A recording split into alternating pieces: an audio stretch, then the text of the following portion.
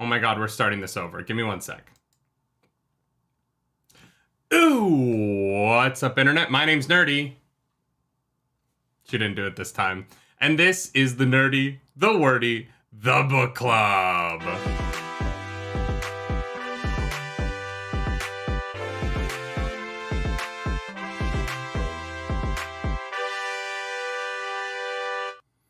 That is right.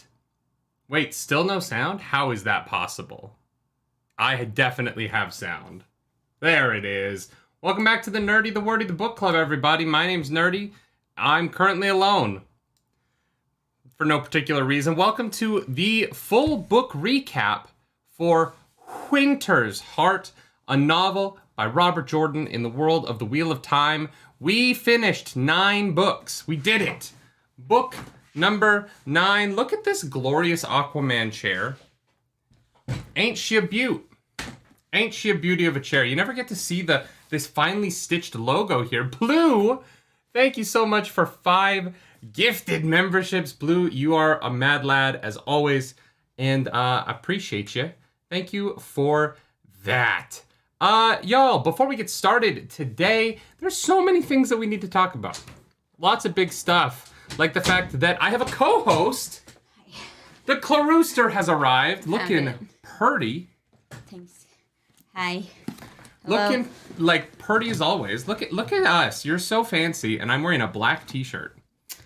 Yeah, wait, it's the This is us. This is us in a nutshell. It's the fang and the flame. What?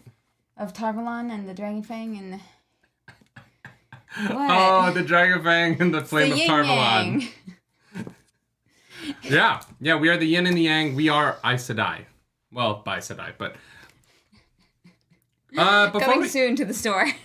Before we get into everything today, there's so much to talk about. For instance, let's raise a glass. I know Clarus is mid-chug, but let's raise a glass to the Nerdy Wordy Book Club hitting 1 year today.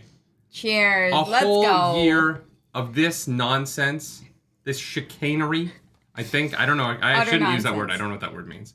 I don't know what that word means either. Does anyone know what chicanery means? Is it even a real word? Yeah. Chicanery, I think. Okay. I'm pretty sure it's a word. If you say so. Or I'm dyslexic and I made it up. You know what? That also could be fair. So I actually don't know how to answer that. Happy birthday to the book club. Happy birthday to the book club. Happy 500,000 views and downloads to the book club. Yeah. Y'all are mad lads listening to the show. It's crazy. I never thought I would have a podcast with 500,000 downloads and listens and views. But we do. And that's weird. Yeah. That is weird. It kind of makes sense though. Not because like we're amazing or anything, but because truthfully, we have throughout this incredible year of book club been so fortunate to be recognized and like pulled aside by so many people at conventions in so many different places, like Calgary, Atlanta, LA. We've ran into people who are like, Nerdy, Clarus, oh my god, I love the book club. Yeah. And that is only possible because of the reach of it. But I also just want to say to those people that we have met and those we have not, thank you so much for watching this. Thank you so much for being a part of the community as we get through this series of books and as we head into a book that I'm incredibly nervous about. Well beloved by everybody, right? I cannot wait to read everybody's favorite Wheel of Time novel. Yeah. Crossroads of Twilight. Everyone's favorite, right? Right? Skullduggery is worse than chicanery. Okay. Well, there's a lot of skullduggery around here, so there's in our tamer moments, we're definitely got some chicanery going on. Dirt Burb, thank you for joining the nargs of the Nerd Table. Welcome to the Nerd Table. Let's go. I hope that you can find a seat, but it's a little bit cramped at the moment. Our house doesn't fit everyone, so. That's our own fault. We should have got a bigger place. So everyone, truly thank you for an incredible year. We did finish 9 books. It is crazy to think that on the 2-year anniversary of book club, we will be done the Wheel of Time. Unless like we get to Memory of Light and we do like 1 chapter a week. Oh, for the final? Yeah, perhaps. Because I think the final battle is going to be I know there's a 9-hour chapter. Yes. And I think that on Audible, if you listen to the audiobook, there's a chapter that's 9 hours long. That chapter, I believe, will be a solo episode. Yeah. That would make sense. Yeah. Dirtburb, thank you for gifting 10 memberships. Holy crap, Dirtburb. Let's go. Happy anniversary to book club. Happy anniversary, everybody. Thank you. So everyone, seriously, if you've seen us in person, thanks so much. If you've seen us online, thank you. The book club is the best part of our week. And we are so excited to get into this, the full book recap of Winter's Heart. Before we do that, though, we are going to bring up Audible. But we are going to be saying we're not going to be supporting Audible anymore. Actually, that reminds me of something. You got to take it out of the title. Yeah. Y'all, not supporting. We are just there's a lot going on in the audiobook space right now. There's some really important conversations going on about the place of Audible and the cut that they're giving particularly to indie creators. If you've been around the Nerdy Nightly for any amount of time, you know that we love indie creators. We are huge supporters of indie authors, indie video game developers, all of those people. And we want to support an ecosystem that benefits those people the most. We, like so many... Look, when we signed up with Audible, I did not know the realities of audiobook production and selling. That's not something that we are intimately familiar with. And so, I think it's really important that someone like Brandon Sanderson is able to let people know what's going on with these things that normal people wouldn't have any idea of how it was structured or that kind of thing, because those things can be very, very complicated. And so I think it's important to shed light on it, and I think it's important to listen audibly. Bobsy, thank you so much for joining the Nargs. Welcome thank to you, the table. Bobsy. You're welcome. And so we just believe, we believe that as creators, as artists, people who've worked in the entertainment industry our whole life, as I'm a member of 3 different acting unions. I believe in the creators and I believe in the people behind the work, not necessarily always the people selling it. And so we're just not going to be taking that sponsorship anymore because we want to. I'm really grateful for Brendan Sanderson for bringing this to light, and we wanted to talk about it now because the cut is just. It's absurd. A 40% cut for an audiobook if you're exclusive and 25% if you're not exclusive to Audible is highway robbery. It is, frankly, I've kind of been upset about it for a couple of days, and I did not realize that was the reality behind this situation. And I'm not comfortable promoting it. So this isn't me saying like Audible's the worst or terrible or that the people there are bad. It is just me saying that I cannot promote it as long as that is the practice of the company involved. Yep, for sure. And guys, this ad space right here is very valuable because we're hilarious. Yeah. Audible got some really, really good advertisement for very, very cheap. So you know what? We're going to find something better. The first one is still the best one, though. Like, listening to Dead Trees, that was still the, that was the chef's kiss of our Audible. I don't know, the whole, listening to books because your mom never read you stories. That one was funny. That was awful. I feel like I was really good at promoting Audible. Yeah. I just wish Audible paid their authors more. That would be nice. Topher, thank you so much for the super chat. Topher, thank you so much. Here's the thing. And this is a reality of the world that I want to bring up. If we do not pay our authors, we will get worse stories. And as someone who loves to read, as someone who loves to... I love The Wheel of Time. I hope Robert Jordan made buco bucks for it. You know what I mean? Yeah. And I want to support places that make that more possible. And we're probably going to talk about this more in the future, but I think we've taken up enough time at the beginning of the show. Yeah. It is time to get into the full book recap of Winter's Heart. And so I got to start today, Clarus, a beautiful cover. They chose a wonderful black Tor did for this. I gotta ask you, how are you feeling about A Winter's Heart now that we're a week away from it?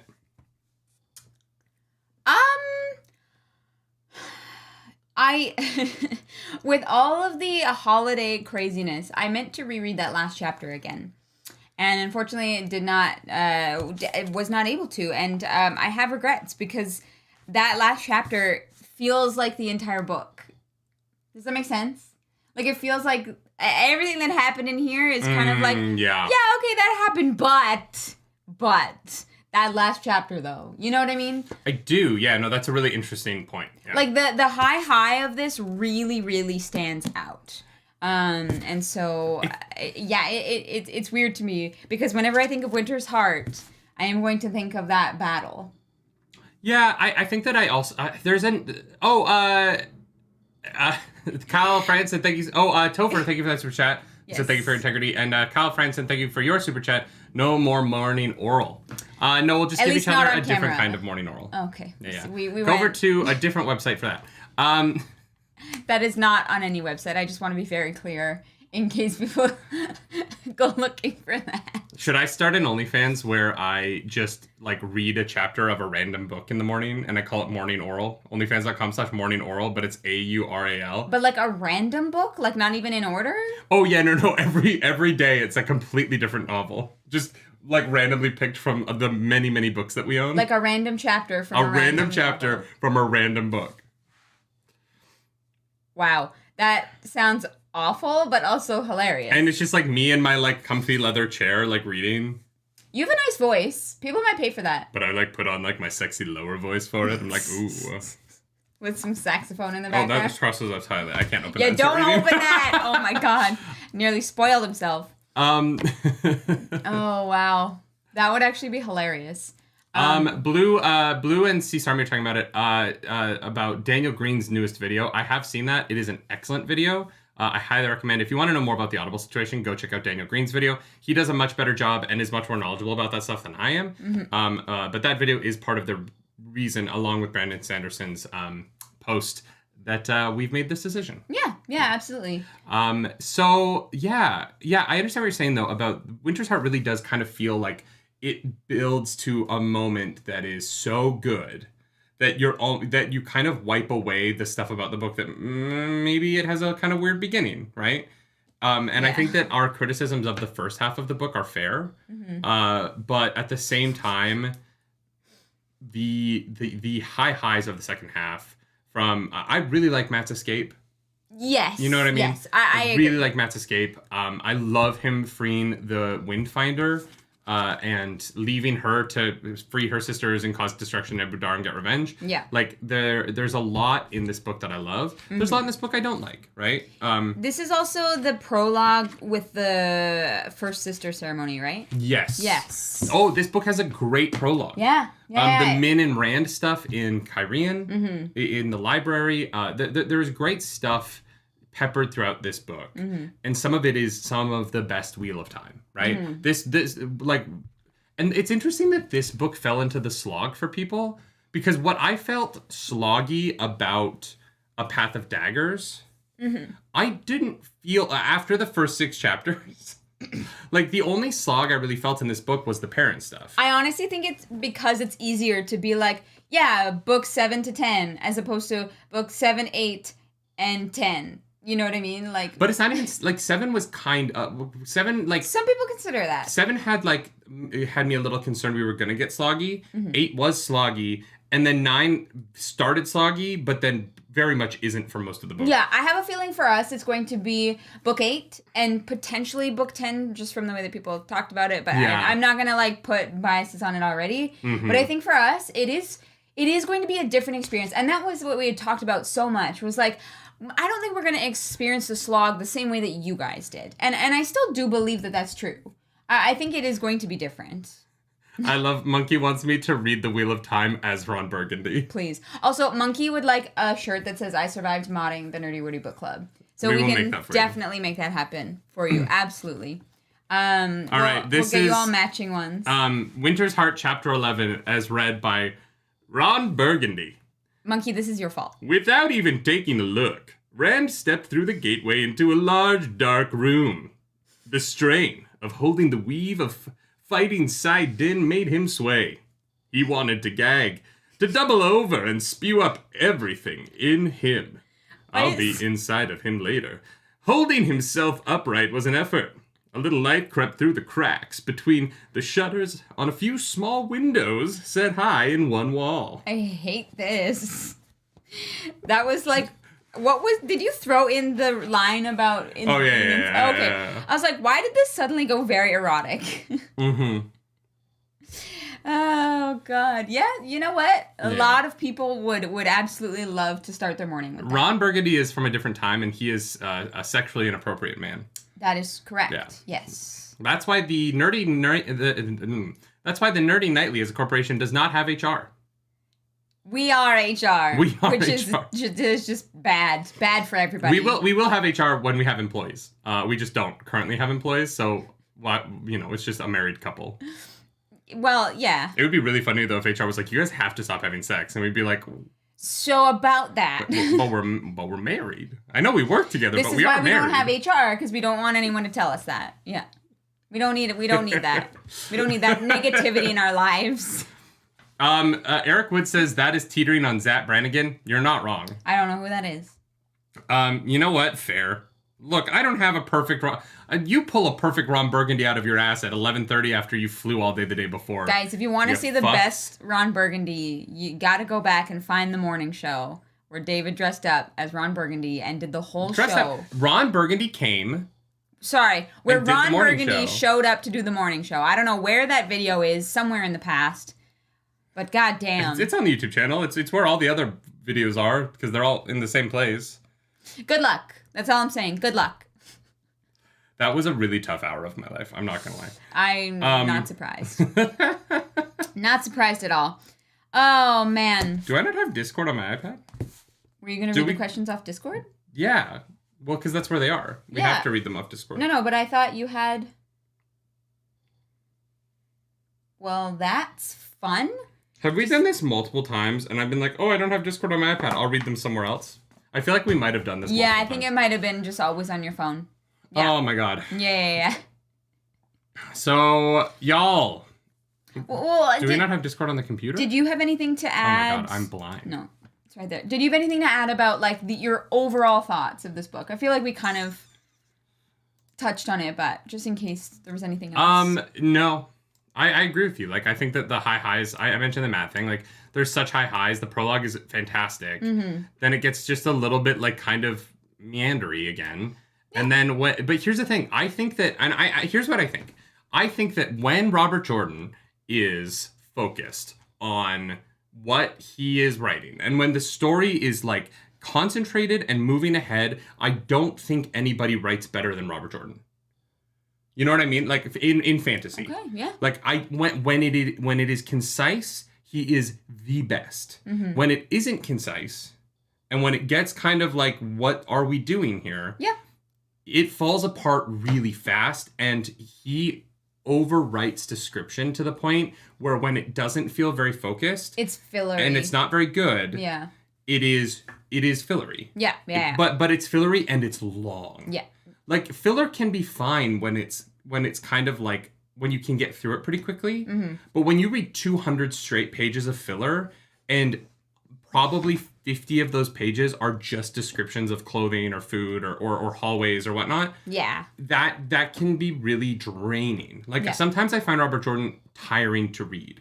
Yeah. I know what you mean. So, but the more, like, Winter's Heart is such a great example of this, where it is so worth it to get through that stuff, to get through that kind of like, what are we doing here? Yeah. Because you get to the final chapter of this book, and you're like, oh, this is one of the greatest things I've ever read in my life. Like, this is one of the coolest magic battles I've ever, like, had read to me, because, you know, we listened to it. Yes. And so it's really hard to complain about the bad of Jordan, because the good of his writing is so good. Mm-hmm. That it lives up there. There's a reason why this series is as prolific as it is. Absolutely. Oh, yeah. William Reese, thank you so much for that super chat. A large part of the slog was the 2-year wait between books. Fair. 100%. And that's why I don't think our slog experience will be the same as a lot of yours, because we don't have that wait. Ours, Kashefapur, has a really interesting super chat here. Thank you for that. It doesn't feel as sloggy to you because you guys actually like Elaine's plot. So many people in the fandom don't, so the book feels sloggy to them. That is really surprising to me. I think Elaine is fascinating. And it's not just because, like, redheads are my whole jam. But I don't know. I actually liked a lot of what Elaine did in this book. Yeah. I like... And we've talked about this in Andor, right? Like, Andor is not a show that is for everybody, even though it is brilliant, right? The kind of inner working, politicking, slow burn, a lot of people don't find that interesting. That's not their form of entertainment, and that's cool. And I think that a lot of Elaine's stuff is more of the underpinnings of what keeps, like, of how these people run their kingdoms. And for a lot of people, that's not why they read fantasy. And, like, that's cool. And I totally acknowledge that. But I think for us, we both find that kind of thing fun to read. I don't know. I do. I don't know. I think that part of it is that we both love the characters of Elaine and Avienda. And so, I don't know. Elaine riding into the Shinar, the Borderlanders camp. Yeah. And everything she did there, I just found that really cool. And honestly, like, the way that the cliffhanger was set for Elaine's plot was really good, right? Like, I'm excited for the siege. I'm excited to see how Elaine, as, like, a general and, like, as a wartime queen, what she does to protect the people of Andor. Yeah. And so, like, the setup for that is interesting to me as well. So I don't know. Yeah, I didn't mind Elaine's plot. I like the First Sister ceremony a lot, but this I don't know if this is controversial, but, like, I think that the worst part of this book is the Perrin stuff. Ulbelk says if you didn't have the slow spots, the epic moments wouldn't be as amazing. Like the TV show, the amazing moments are very hollow in the story. I don't agree with that. I think that you can have slow.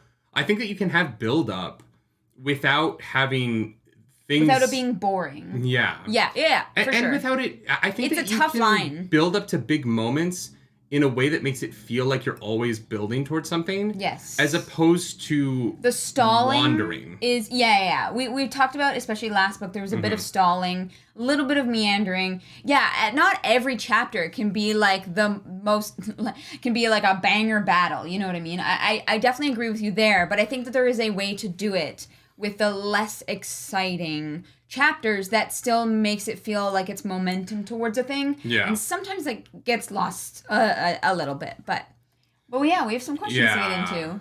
Yeah, we do. Otherwise, we're going to be here all day. We do.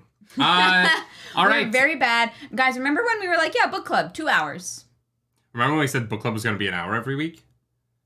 Yeah, that never was the goal happened, the first week. Though. That was the goal of the first book club. I know. And I think it was like an hour and 40 minutes. And we were like, oh my god, there's so much to talk about and this is going so long. But that's what I mean. Like, we never hit the 1 hour. Yeah. All right. See, Sarmi gets the first question in the Discord today. Y'all, if you're not a member of the Discord, join so that for the next one of these full book recaps, you can ask questions. See, Sarmi says, what would you like to see the most in Crossroads of Twilight? What would I like to see the most? Yeah. Egwene. I missed Egwene in she's in the two Teleran Riad scenes, but I missed her. But she's not, like, really active in this previous book. I think it was really rude to leave that last chapter. I know I keep bringing this up, but the last chapter of the previous book where it's like, yes, the Siege of the White Tower, that definitely happened and people had stories about it. And it doesn't come up in this book hardly at all. I think that that's really what I would like to see in this next book. I would also like for the Perrin Fael Massima stuff to get resolved. Yes. I want the Shido gone. I want Perrin back with Rand.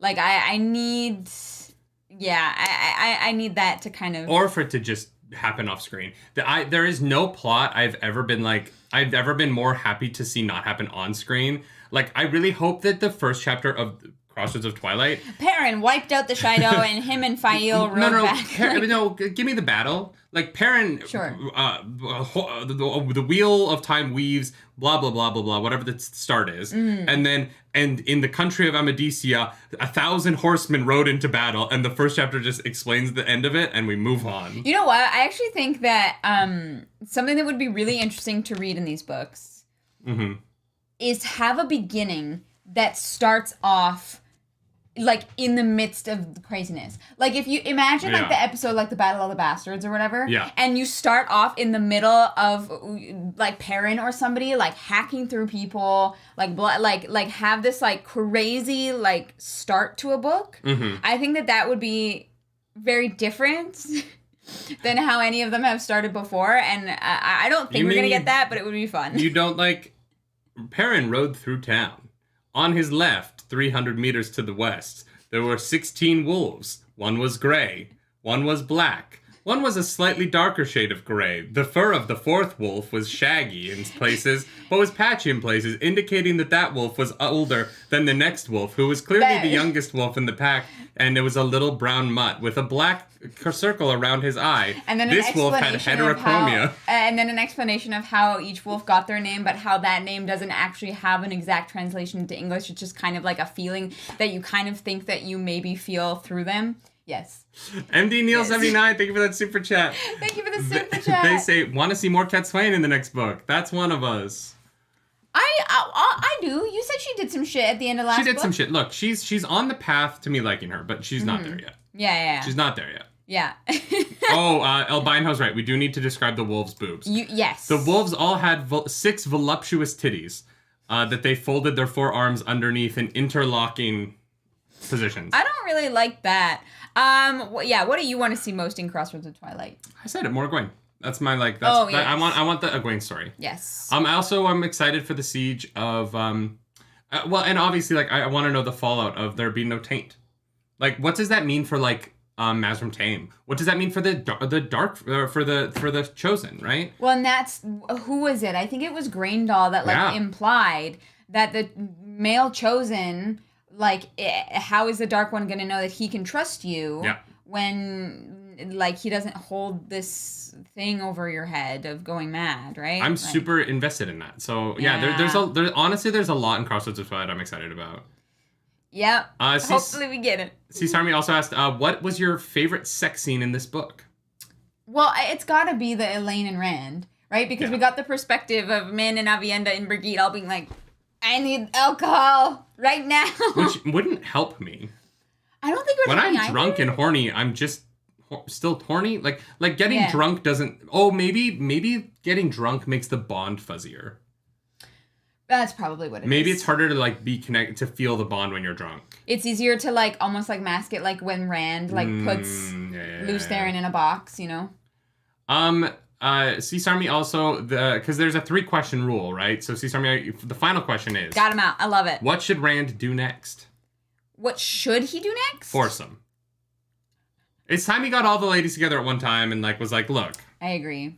We'll get in a sweat hut and we'll just get slippery and then we'll, That's what he should do next. It's definitely not going to happen. I just made me think of, I can lick it, I can ride it while you slip in and slide it. Oh my God. Oh, man. A true piece of art and culture from our time. The culture. The culture. Here's the thing.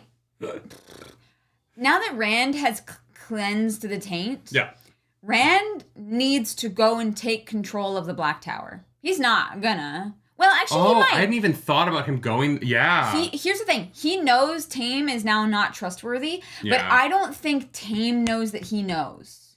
Because they're dead, right? Mm-hmm. So Taim might still believe that he's got this level of protection, and Rand's gonna do some sneaky stuff and get rid of Taim. I think that's what he has. He's got to do it, and he's got to do it in a way that makes the people, the men in the Asha'man, follow him. But the problem is he can't go to the Black Tower. Why? Because he doesn't know how many of the people in the Black Tower are against him, and he does not have the might to stop himself from being shielded. He needs to take care of Taim first. That's what I mean. Taim has to be out of the picture. I don't think Taim gets out of the picture. I think Taim is at the final battle as a Dreadlord, right? Because the Dreadlords were such a big part of the last battle in the Age of Legends. Yeah. And so for there to be none in this one doesn't make sense to me. So I think the Dark Friend side of the setup for the last battle, we're going to be learning which of the Black Tower ladies Taim, I think, is going to be a Dreadlord. I think we're going to see some people get promoted to Dreadlord for that final battle. Yeah. And I think Taim is going to be one of them. Yeah. Yeah. And maybe Logain. I think Logain might go down that path too. As a Dreadlord? Yeah. But he had the Crown of Glory that Min saw. I think he's going to be the reason. Oh, I forgot about Min's. Maybe Logain takes the Black Tower over. Yeah. Because I said that earlier. That was my prediction, was that Logain and Taint were going to fight. Yes, and that Logain was going to lead the Black Tower. Maybe that's what happens in the next book. Yeah. No, that can't. If that happened in the next book, people wouldn't say that the book sucks. That's too interesting. That's like 2 books from now. Mm-hmm. Ariza, thank you for that super chat. So Rand should reenact his dream of him and the girls in the pool trying to teach Alfie to swim. 1,000%. Yes. Yeah, that sounds fun. That should absolutely be the plan. He'd be like, guys, I'm going to take you all on a date. It's going to be fun. They're going to go to dinner. He's going to take them to this beautiful spa with like the co-ed like hot tub, but like private, you know, it's going to be great. Sun Tzu says, what do you think the waterway mentioned during the Tremalking section is? I thought that was a river. Waterway? Oh, I thought it was just a river. Is that like the way of water? Like the way of the leaf? Is this Avatar? Earth, fire, water. We all lived in peace until the Dark One attacked. Oh my god. You know what? If someone can give me an approximate page for that. It's going to be, no, it's like right at the end. No, it's not the one at the end. I just looked at the one right at the end. Oh. There's no waterway there. You're not going to find that. So I'm assuming it's when it shows up the first time when the thing starts glowing. I don't know. I feel like we don't know enough about Tremalking to even hazard a guess at like what world we're talking about. Yeah, like you say waterway, and I'm like, oh, it's the Afa and Mir, so it's like their canals. Oh, maybe waterway is their channeling, because the female channeling is like surrendering to a river. So maybe that's just what they call channeling. Maybe. That's why I'm trying to find the context of it, though. Yeah. And the problem is, like, well, actually, it is very helpful that this entire section is like, wait, is this it? Nope, that is the other one. Oh, Timna. Oh, Johan Yarvinen says Dreadlords are just the name for channelers aligned to the shadow. Oh, I thought they were like powerful, like underneath like the... I thought they were like the leaders of the army. Mm-hmm. And enter Lanfear. Okay, yet it was the Afa and Mir that troubled her. They refused the waterway. Yet Timna was one of the guides chosen to protect them from themselves. It must be like the Way of the Leaf or something then. They refused the waterway. I thought they were talking about like a river, like they wouldn't pass through the river because it was too narrow for their boats or something like that. I didn't think it was like a way of life.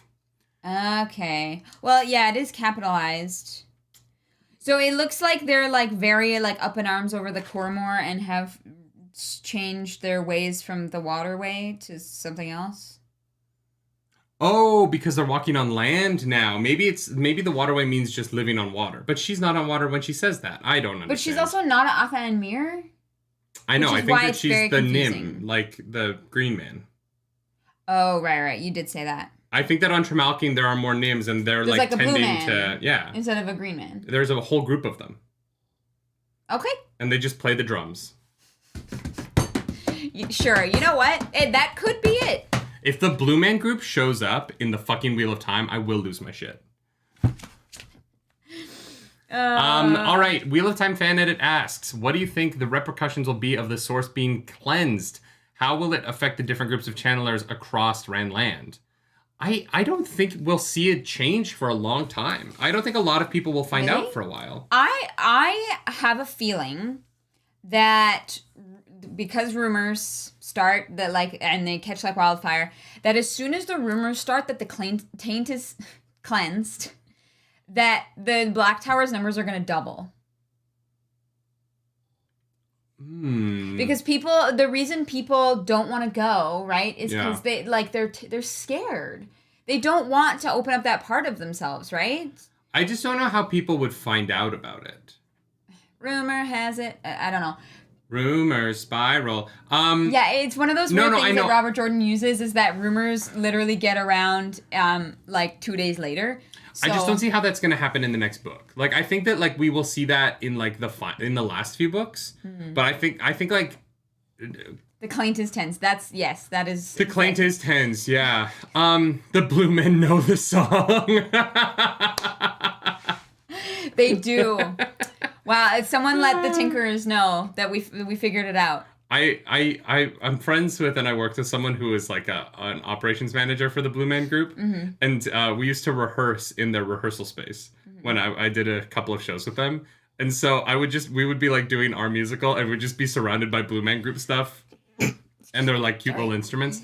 It was very funny, but they're good people. You okay over there? Excuse me. Yeah, my nose got itchy. Oh my god, you're gonna end up in one of those sneezing compilations that men jack off to. Probably. That's like a kink that I don't really understand, but like it doesn't hurt anybody. So, but sure.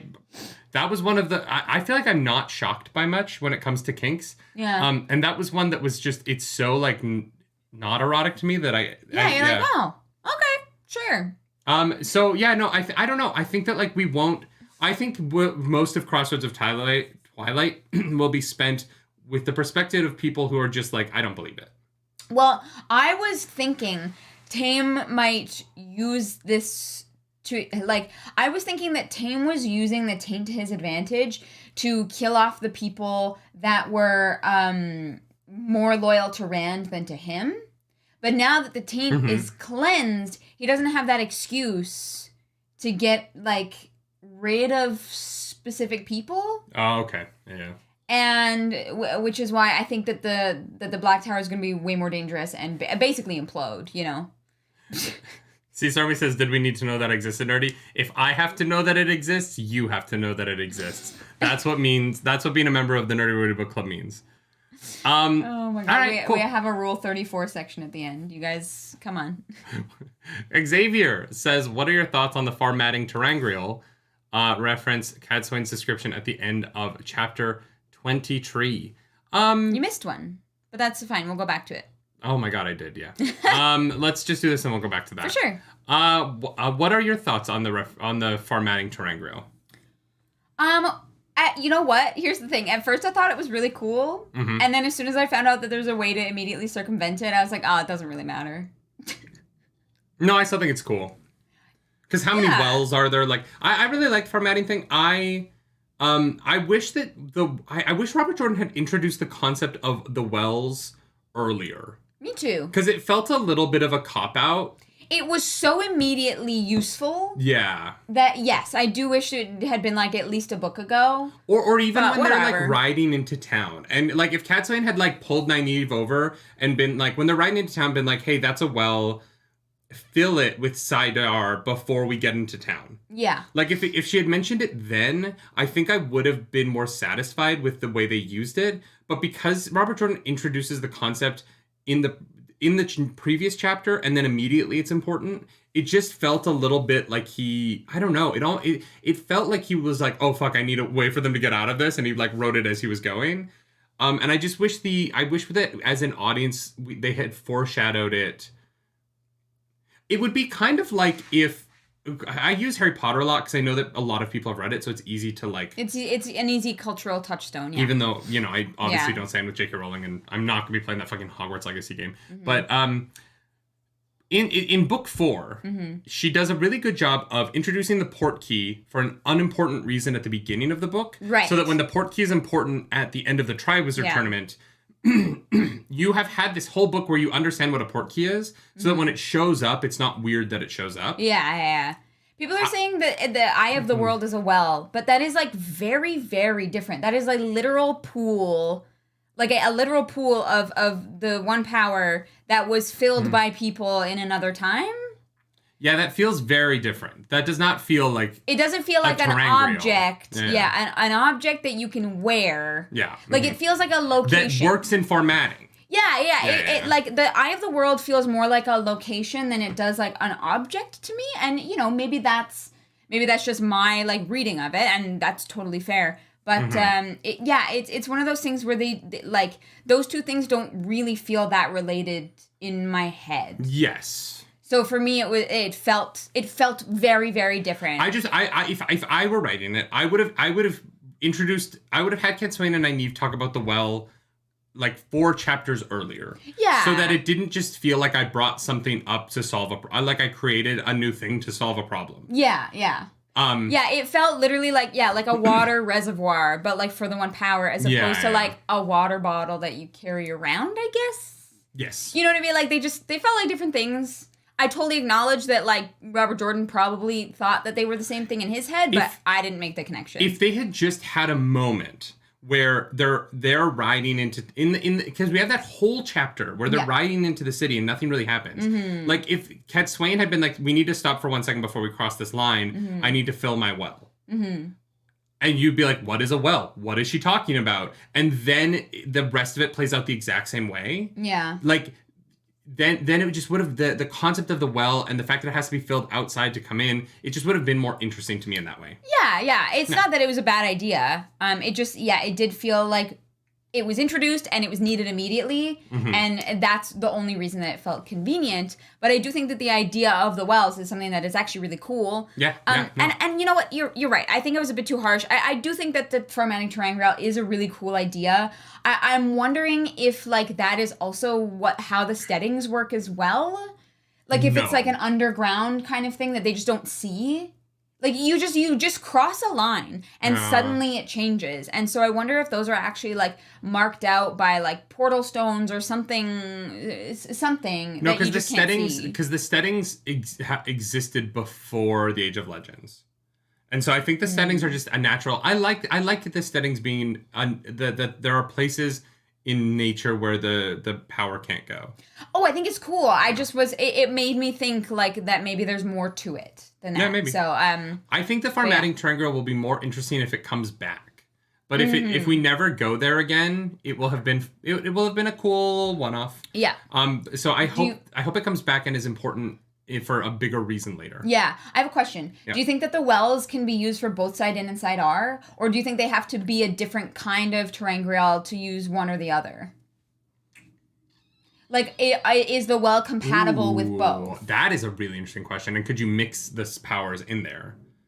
Like, could a male channeler put some Sidin into a well? Mm-hmm. And could a female channeler, almost like... Don't answer. A setup for a future linking, right? Yeah. And then the female channeler could pull both out and use them because they've already been mixed together. Yeah. Like you could almost like have a link without having to actually be there to do the link. That would be really interesting. Yeah. I don't know. That just kind of occurred to me. But Wheel Up Time gives us our first bed bond balefire. Yeah. Olivia, Tuon, and Noel. Here's the thing. I think I would bed Noel. It seems like he knows what he's doing. Good with his hands. Very dexterous. All right. Good stamina. Yeah. I would kill Tuon because she's a slaver. I'm sorry. I don't have any interest. And I would marry Olivia. That girl will have your back forever. She's traumatized. There's a lot of baggage there to work through. It's going to be like a long... It's going to take some time. But that is my answer. That's a really tough one. Yeah, no, I think I have to go with the same answer because I don't want anything to do with Tuon. No. And like honestly, like, you know, I think that I'll have a better marriage with Olivia if she knows that I killed like the high blood of the Sanchin, right? Yeah. She'll be like, "Oh, that's the hottest thing ever," which will lead to Olivia and I having better sex in our marriage, which I think is important. Absolutely. And then Noel and I can go to town on each other. He's an older man, but he seems experienced. He's seen the like entire world. I'm a little bit sus of him, to be honest. Which is why it's a one-off thing. And I think that we would rock each other's worlds. Exactly. So. Yeah. Yeah, I think that's fair. Yeah, that was a good one. Thank you, Wheel Up Time. For amends, I think of that super chat. Any thoughts on whether the cleansing has healed men who started going mad already, or if they just, or if what? Or if it doesn't get any worse, but they're not cured. So oh my God. Yeah. I thought my brain was adding words to that sentence. No, you're okay. Thank you for that super chat. But they're not cured. I think that they are not cured, but I think they might regress a little bit. Like, I think if you're like full mad, you might have a little bit of clarity, but you're still partially mad. If you were like kind of mad, I think it cleans it up. I agree. I think there's like a breaking point. Mm-hmm. Once you have crossed the point of no return, unfortunately, the damage is already done. Yeah. But if you're not there yet, yes, I think people start, seeing clearly and recognizing like what, like the damage that the taint like was truly doing, personally. Yeah. Yeah. So then our next question here is not knowing the whole book. Wait. That's from Albino. Not knowing the whole book, which chapter would have been your favorite to do the audiobook reaction to? I understand why people wanted us to do the Elaine sex scene, but I think we did the right one. I think that final battle, listening to it was so epic. Yeah. I think we did the right thing. Yeah. It's tough because both of those moments I think were great for very, very different reasons, and that's cool. I think that the final chapter is more like universal for people to want to listen to. I think that I would have missed a lot reacting to the sex chapter because I would have been laughing so hard. Yes. You know what I mean? Like, I think that... Yeah, absolutely. If I was laughing half as hard as I was reading it, yeah, I don't know. Yeah. But here's the thing: if you want, there's a lot of people that wanted us to react to that chapter, and I totally understand why. And I'm sorry that we didn't. That was our bad. That was like we fucked up. A complete mistake. Yeah. But Zemian says, wasn't it difficult to follow along the battle just by listening? Only to like who people were fighting, because we were like they didn't know who they were fighting, so they're just giving us descriptions of their clothes. Yeah, but once we put it together, honestly, that video was helpful. It was fun to like read it or to listen to it, watch that video, and then read it because I did all three. And as far as reactions go, like there weren't any other chapters in this book. Like I would have found the Elaine chapter funny to react to, right? And there would have been jokes, but the reaction moment that I think was the best of the whole book was the Deshiva reveal, and both of us just like because it's funny to laugh at things, but it's more fun, and it's why I like reacting to Attack on Titan is because every episode there's something that we're like, what the. You know what I mean? Yeah. And those are the best reaction moments when we can't even believe that it's happening. Yeah. There's a moment in Violent Night. The final death of Violent Night is so shocking. Yeah. That you're like, that is the greatest, I can't believe they did that moment. And those are the things I like reacting to is the like, I can't believe they did that moments. Yeah. Lanfear coming back in that chapter. Like, I would rather react to Lanfear coming back than Elaine getting laid. Yeah. That's, you know what? That's fair. That's valid. Wheel of Time asks, any predictions on how to deal with the Golem? Seems pretty invincible. Well... It does have a weakness that we know of. So we needs blood. We just need the Alpha Neilfin to give us more, Fox Rocks. I don't know, metal, whatever it is. We need Fox Rocks. Yes. You know what? Yes. Where did rock come from? It's like... It's a medallion. Yeah. Yeah, the fox-head medallion. Yeah. What about that is a rock? It rhymed, and so it fell out of my mouth. Here's the thing, I'm sticking by it. Give us more Fox Rocks. It rhymed, and so it fell out of my mouth. All right, guys, you heard it here first. Eelfin, we need more Fox Rocks. I couldn't think of another word in time, so that one is the one that showed up. No, I want Matcham Cotham and the Red Hand Band and their new album, Fox Rocks. Oh my god. Yeah. Albino says Fox Rocks is what Matt calls his testicles. Oh god. Should we just make a Fox Rocks shirt that just says Fox Rocks with an arrow pointing down? No. Oh my god. We could make a t-shirt, though, that has, like, a printed-on Fox medallion. I think that would be fun. And in, like, a really faded, like, almost transparent text, it just says Fox Rocks. Fine. Oh, my God. Sorry. That was not on purpose. But, yeah. I honestly think that, like, Rand is going to... what I think is going to happen is that someone on the Rand side is going to find the stasis box that Samael dug up. And they're going to capture... I think that some Age of Legends technology is going to come into the play in the final battle. Because, we've had a couple things introduced. So I think someone's going to have to find, like, a stasis box or something to take care of it.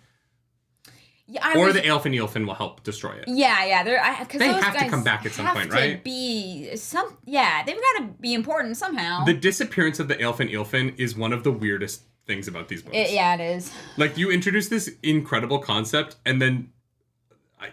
I guess Lanfear got away from them, but it's been like 5 books. I know. Since we've seen them. I know. And I thought they were going to be a big part of it. It would be really cool, actually, if the Golem is not able to be killed. Like, if they're, like, somehow, what's-his-face figured out immortality. But, the Kosovra, if Rand can make one of those for the Golem... to control it. That'd be now, interesting. here's the thing. I think the Kusuvra, like, needs a human sacrifice at Sheol, so I don't actually think that that's possible, but I like the idea. Of a human sacrifice at Sheol Ghul? No. God, you are so dark. Rand could Topher, control. thank you so much for that super chat. Thank you, Topher. Or no, thank you for joining the Nargs. You're an 8-month Narg. Let's go. Now that you know more about the Golem, why do you think it was sent to kill Herod Fell? Seems like overkill for a non-channeling old man. He figured some shit out. I don't think it was overkill. I think that they wanted to kill Herod Fell without causing a ruckus. And I think that when you want to kill someone quietly, you send in the thing that can get in and out without being seen. Right? Like I don't think they sent in the Golem because it was like a dangerous mission. I think they sent him in because it was a sneak mission. Yeah. Yeah. I mean, they could have just used Greyman, I guess, but here's the thing: it depends on who the Golem listens but like, can to. they? What the fuck? What is a gray man? Yeah, okay. What is the difference between a gray man and a golem now? Well, they're very different. No. I understand that they're different in terms of like how you kill them and what they do, but like Greymen are like the mid version because they die real easy. Sure, but when was the last time we saw one? Well, we don't see them very often. They could be everywhere. When Nynaeve and Elaine were still in Tarvalon. Yeah, I know. Like the gray men are an enemy that is like I kind of wish there were. I kind of wish there was only one or the other. Here's the thing: having both of them and having them be used so inconsistently. Like I just feel like the Dark One has all of these minions that can do incredible things, and he's not doing anything with them.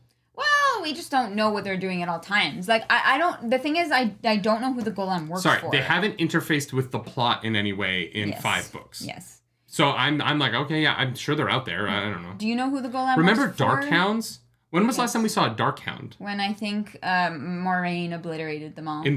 Outside of Alien? Tyr, right? No, Alien, I think. Moraine has never been an alien. Yeah, they were outside of Alien because they were near Samael, That and was he Tyr. sent. Oh, I thought. No, never mind. Yeah, you know yeah, what? yeah. It's fine. Arzuk Shefapor, thank you so much for that super chat. Quietly, he dismembered him.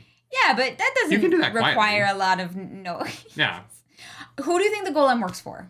Who? Moradin. Moradin? Yeah. Yeah. Okay. I don't know. It was not Ilion. They did not go to Ilion. It was Ilion. When did they go to Ilion? They weren't in Ilion. They skirted the border. They were nearby. Yes, thank you, chat. Thank you. I was like, oh, maybe I got it wrong. No, I'm right. When were they in Ilion, though? I don't really remember. That's about it. I That's all I remember. Book 3 in Ilion? Yeah. They went through Ilion on their way to Tyr. Okay. Oh my god. So you know what? That's fair. That's fair. Yeah. Wait, no, but they didn't fight the Dark Hounds before Ilion, on their way to Tyr. They fought the Dark Hounds after. They fought the Dark Hounds fleeing Tyr. Yes, fleeing. Yes. Yeah, but they didn't flee into Ilion. No. They fled the other way. Yeah, they fled out of Ilion to Tyr. That's where they were going. Yeah. But they fought the Dark Friends while fleeing Tyr. No, while fleeing Ilion. The Dark Hounds. No, they were fleeing Ilion. Samael sent the Dark Hounds from Ilion. Yes, to attack them. No, not Tyr. Oh my god. Right. Yeah.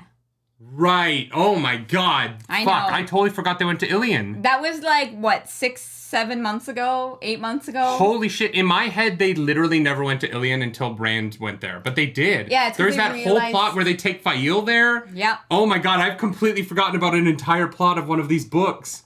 It happens. There's a lot going on. In my head, all of that Fail shit happened in Tyr, but none of it did. Yeah. It's been a ride, guys. It's been a year. Perry Wolf, welcome back to the Oh my nerd God. table. I think it was when Rand left Ilion to go through the waste through the portal. Right. Because they don't go to... Wait, no. No. They realize leave... who Lord Brand is. They leave Tyr to go through the portal. They leave Tyr? They definitely leave Tyr to go through the waste. To go through the portal to the waste. That is... Rand? Yes. Because the Aiel are in Tyr and then they go and... Oh my god. I That's know. so wild. I cannot believe I've completely blanked out on them finding out Samael. Right. Because they go there. Mm-hmm. Why did they go to Ilion, though? Do you remember why they went there? I don't remember. They went there for a reason. And then Moraine comes to the hotel and is like, Samael's in charge here, we have to run. Yeah. And they flee Ilion, and that's when they... But why did they go to Ilion in the first place? I don't remember. I don't... Oh my god. Remember. Oh, there were dark friends in Ruidian too, that is true. It was a nice end until the gray man attacked, that's true. Holy shit. That's so funny. Oh, they were chasing Rand. They were trying to get to him. Rand wasn't with them yet, because Rand was trying to... Right. Yes. Oh my god. Thank you, chat. Yeah. Gosh, wow. That was 7 books ago. Yeah, that's That was wild. literally... Oh my god. Yeah. MD Neil says, bad news, nerdy, the older you get, the worse your memory gets. And I didn't start off with a great memory to begin with. Yeah, guys, we're screwed. Both of us, very screwed. Okay. Uh-huh. Wow. God, what a throwback. Okay. I think we've remembered the plot of the 3rd book of the Wheel of Time now. Yes. Let's, Wheel of Time, I don't know how they're going to kill the Golem. That's how we got there. I have no idea. Some At this point, Alpha bullshit. I think they're going to introduce something later that does it, because I don't think they have anything now that could. I feel like maybe... No, Kalendor is the one power, so... Yeah. Gorgo says, the Forsaken spoke the old tongue in the Age of Legends. After waking up, they've taken over countries pretending to be local nobility. One spent a couple of months with Rand's party, and they've infiltrated the Aes Sedai, and now we know one of them was an Ashman with a specific backstory. Mm-hmm. How do you think they learned the modern language with proper accents to blend in perfectly? Magic. Writers' luck.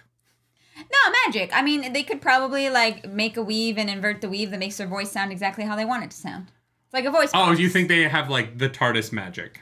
Yeah. Of like, oh yeah, we can just talk in whatever language is nearby, and it's always British. Yes, they understand and speak whatever language they need to in the moment. Harzik Shefapor, thank you for that super chat. Thank you for the super chat. Rand goes cross country to Tyr, Moraine and crew take the river for fast travel and stops in Ilion. Yeah. Gotcha. Yeah. No, you're right. You guys are right. God damn. Thank you for that. What a ride.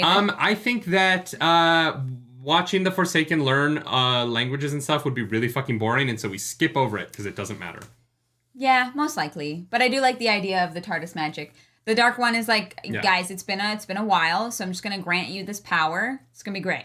That'd be interesting. I would actually think that would be the most interesting version, is if the Dark One can be like, and you speak like an Illianer now. I do be speaking like an Illianer Dark One. They're actually all actors, and we're trained in voice and text.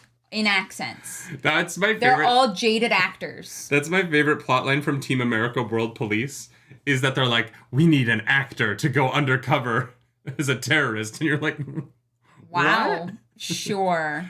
Yeah, because he's on Broadway in a production of Lease, a parody of the musical Rent. And they like go backstage and they're like, we have this, like, we're taking down terrorists. We need someone to act.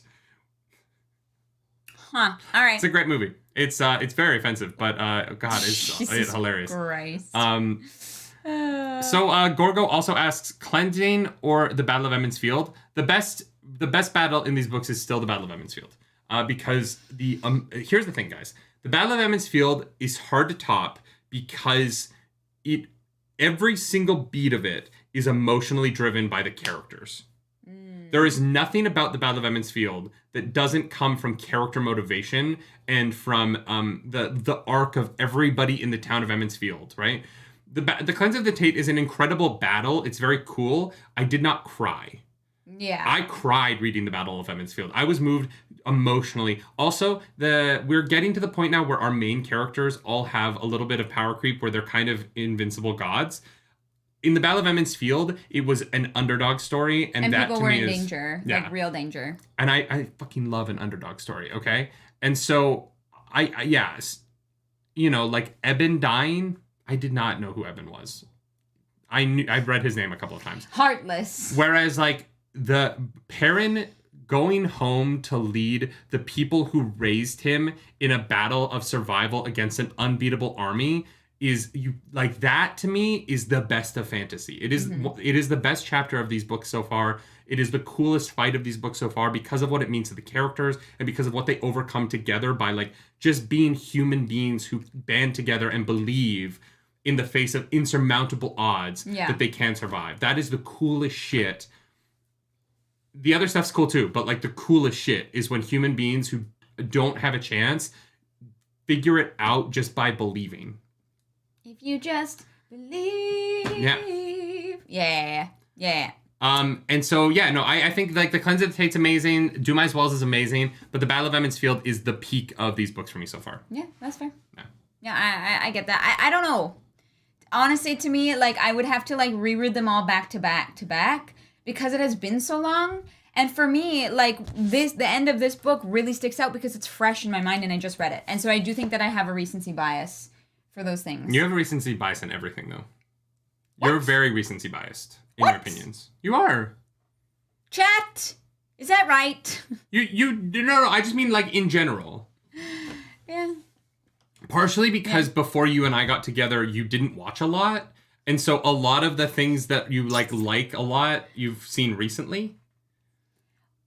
Well, yeah. You just, like, I've kind Except of, like, the Lord of the forced you to Rings. watch a lot of things. Yes.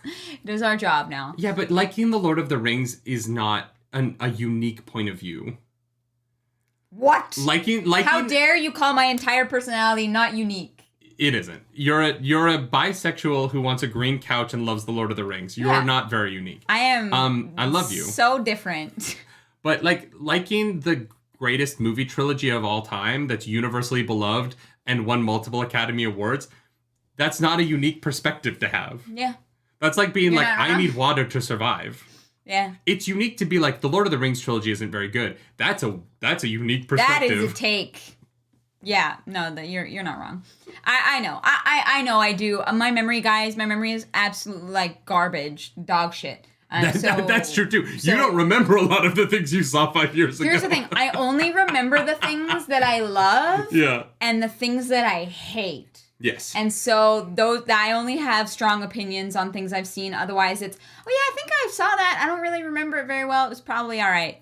I have a feeling that we could do reaction videos to things we've already done reaction videos to, and you would sit there and have the same reaction again because you do not remember them at all. Rude. Like, So I what bet you're we could saying sit here and is- watch Miss Marvel right now, and you'd be like, who are these people? No, What that is one happening? I remember because I was, like, very confused by it. But that means what you're saying is we should react to Full Metal Alchemist. I'd be down. I would be down. I have not seen You're it. like, guys, I've already seen this. I think I've seen the first 3 episodes, but, like, I think I saw them in, like, 2006. Yeah, that's what Miller was saying. Like, that you guys watched it when you were, like, young. Well, they watched it. I think I've only seen a couple episodes because back then I was so busy. And, Yeah. I don't know. Anyway, let's move on to Doseki's question. Doseki's, stay thirsty, my friends. Of the Emmons Field 5, how would you rank them from least favorite to favorite at this point of the series? Okay, number 1 is Matt. Number 2 is Rand. Number 3 is Perrin. I feel like I'm going boys, girls. That sucks. But not wrong. Nynaeve and then Egwene. Here's the problem. I like Perrin, but Perrin's storyline for a while has been kind of not interesting to me. Oh, 1,000%. So I don't really know. Are we ranking the characters themselves or what they've been up to? That was my ranking of my feelings about them as characters. Okay. But, like, all of my my favorite female characters in these books are not Nynaeve and Egwene. No, it's Avienda and Elaine and Min. Like, yes, absolutely, yeah. So, Emmons Field 5, ranking them, I agree. Matt has got to be the best one. Especially after this book, holy shit. Before this book, I don't know if I would have said Matt number 1. But DK Moon says, nerdy saying this after forgetting book 3 events. Fair. Yes. You know what? I didn't say fair. my memory was better than hers. I just says that she has recency bias. Fair. Yeah, I'm going to go with Matt. And then if you don't count all of the, like, bullshit with Elaine, it would be Nynaeve. But I actually think I'm going to go Matt, Rand, Nynaeve, Perrin, Egwene. Interesting. Yeah. I agree. Perrin is slipping hard for me. Because you guys, if you've been with us this whole time, you know, Perrin is my boy. Yeah. And the fact that Perrin isn't number 1 anymore, because Perrin was number 1 for the first 7 books, Perrin's storyline sucks. It is very unfortunate, It sucks. And it sucked for a while. Yeah. Like, yeah. The last time I found Perrin interesting was Do My Wells. Yes, absolutely. Yeah. No, I agree 100%. And it's really tough to separate the character from their storylines because we haven't gotten, that much. And like Egwene, as good as the moment with the white, the taking over the White Tower is, she still has what she did in Fires of Heaven as a knock against her. Yep. And the fact that we are still walking to the White Tower after 5. This plot has just been going on forever. Yes. We're gonna go fight the White Tower, and I'm like, just fucking do it. You can teleport. You can literally fucking teleport. Go. Yeah. Fight them for the love of God, please. Yeah. I am like so tired of the salad barbarians just like slowly crossing the world, and like I don't fucking, something needs to happen in that camp. Because it is literally a walking simulator at this point. Yeah. I'm glad they weren't in the last book, because if they were in the last book and didn't do anything, I would have been fucking pissed. Oh, yeah. 1,000%. Just drives me crazy. Yeah. No, I get it. I get it. It took the Jews 40 years. That's funny. Oh, that's very funny. Yeah, no, I won't lie to you. My memory is actual garbage. As long as you just keep remembering that you love me, we're good. Yeah, that's easy. No problem. That's a tough question. And here's the thing. If you had asked me that at the end of each book, I think it would be different each time. You know what I mean? Yeah. Yeah, but right now, Matt is peak. Like, Matt, I just love him. Yeah. I love him so much. He brings so much to the series. If you don't have Matt in this series, I don't know that it's remembered as fondly as it is. He is really he's the moral center of the books. He's the heart of the books. And the books are significantly worse when he's not in them. Mm-hmm. Like, I think Matt, in a lot of ways, is the character that allows the audience to understand. Because here's the thing. Matt is very lucky, but Matt is a normal person. So he's a great audience POV of this world. Mm-hmm. He has the most perspective of being like, he's in these impossible scenarios. He doesn't want to be there. He doesn't want to be a hero. And he keeps being like, I can't believe this is a thing. Like, he feels more like us, whereas the other 4 Emmons Field Fivers are all kind of gods. Yeah. Who can fight in dreams and who can, like, cross the world, can misty step across planets and have, like, Matt is this, like, normal person on this crazy adventure. And all of these other characters have these godlike powers. Even Perrin, who can smell emotions, and, like, Perrin doesn't feel real to me. Yes. He's a fantasy character. Yes. Whereas Matt is this real human being on this journey. And you need those. You need the real people in fantasy stories for your audience to, like, really feel invested emotionally in them. Because if you go too fantasy, audiences disconnect from the world.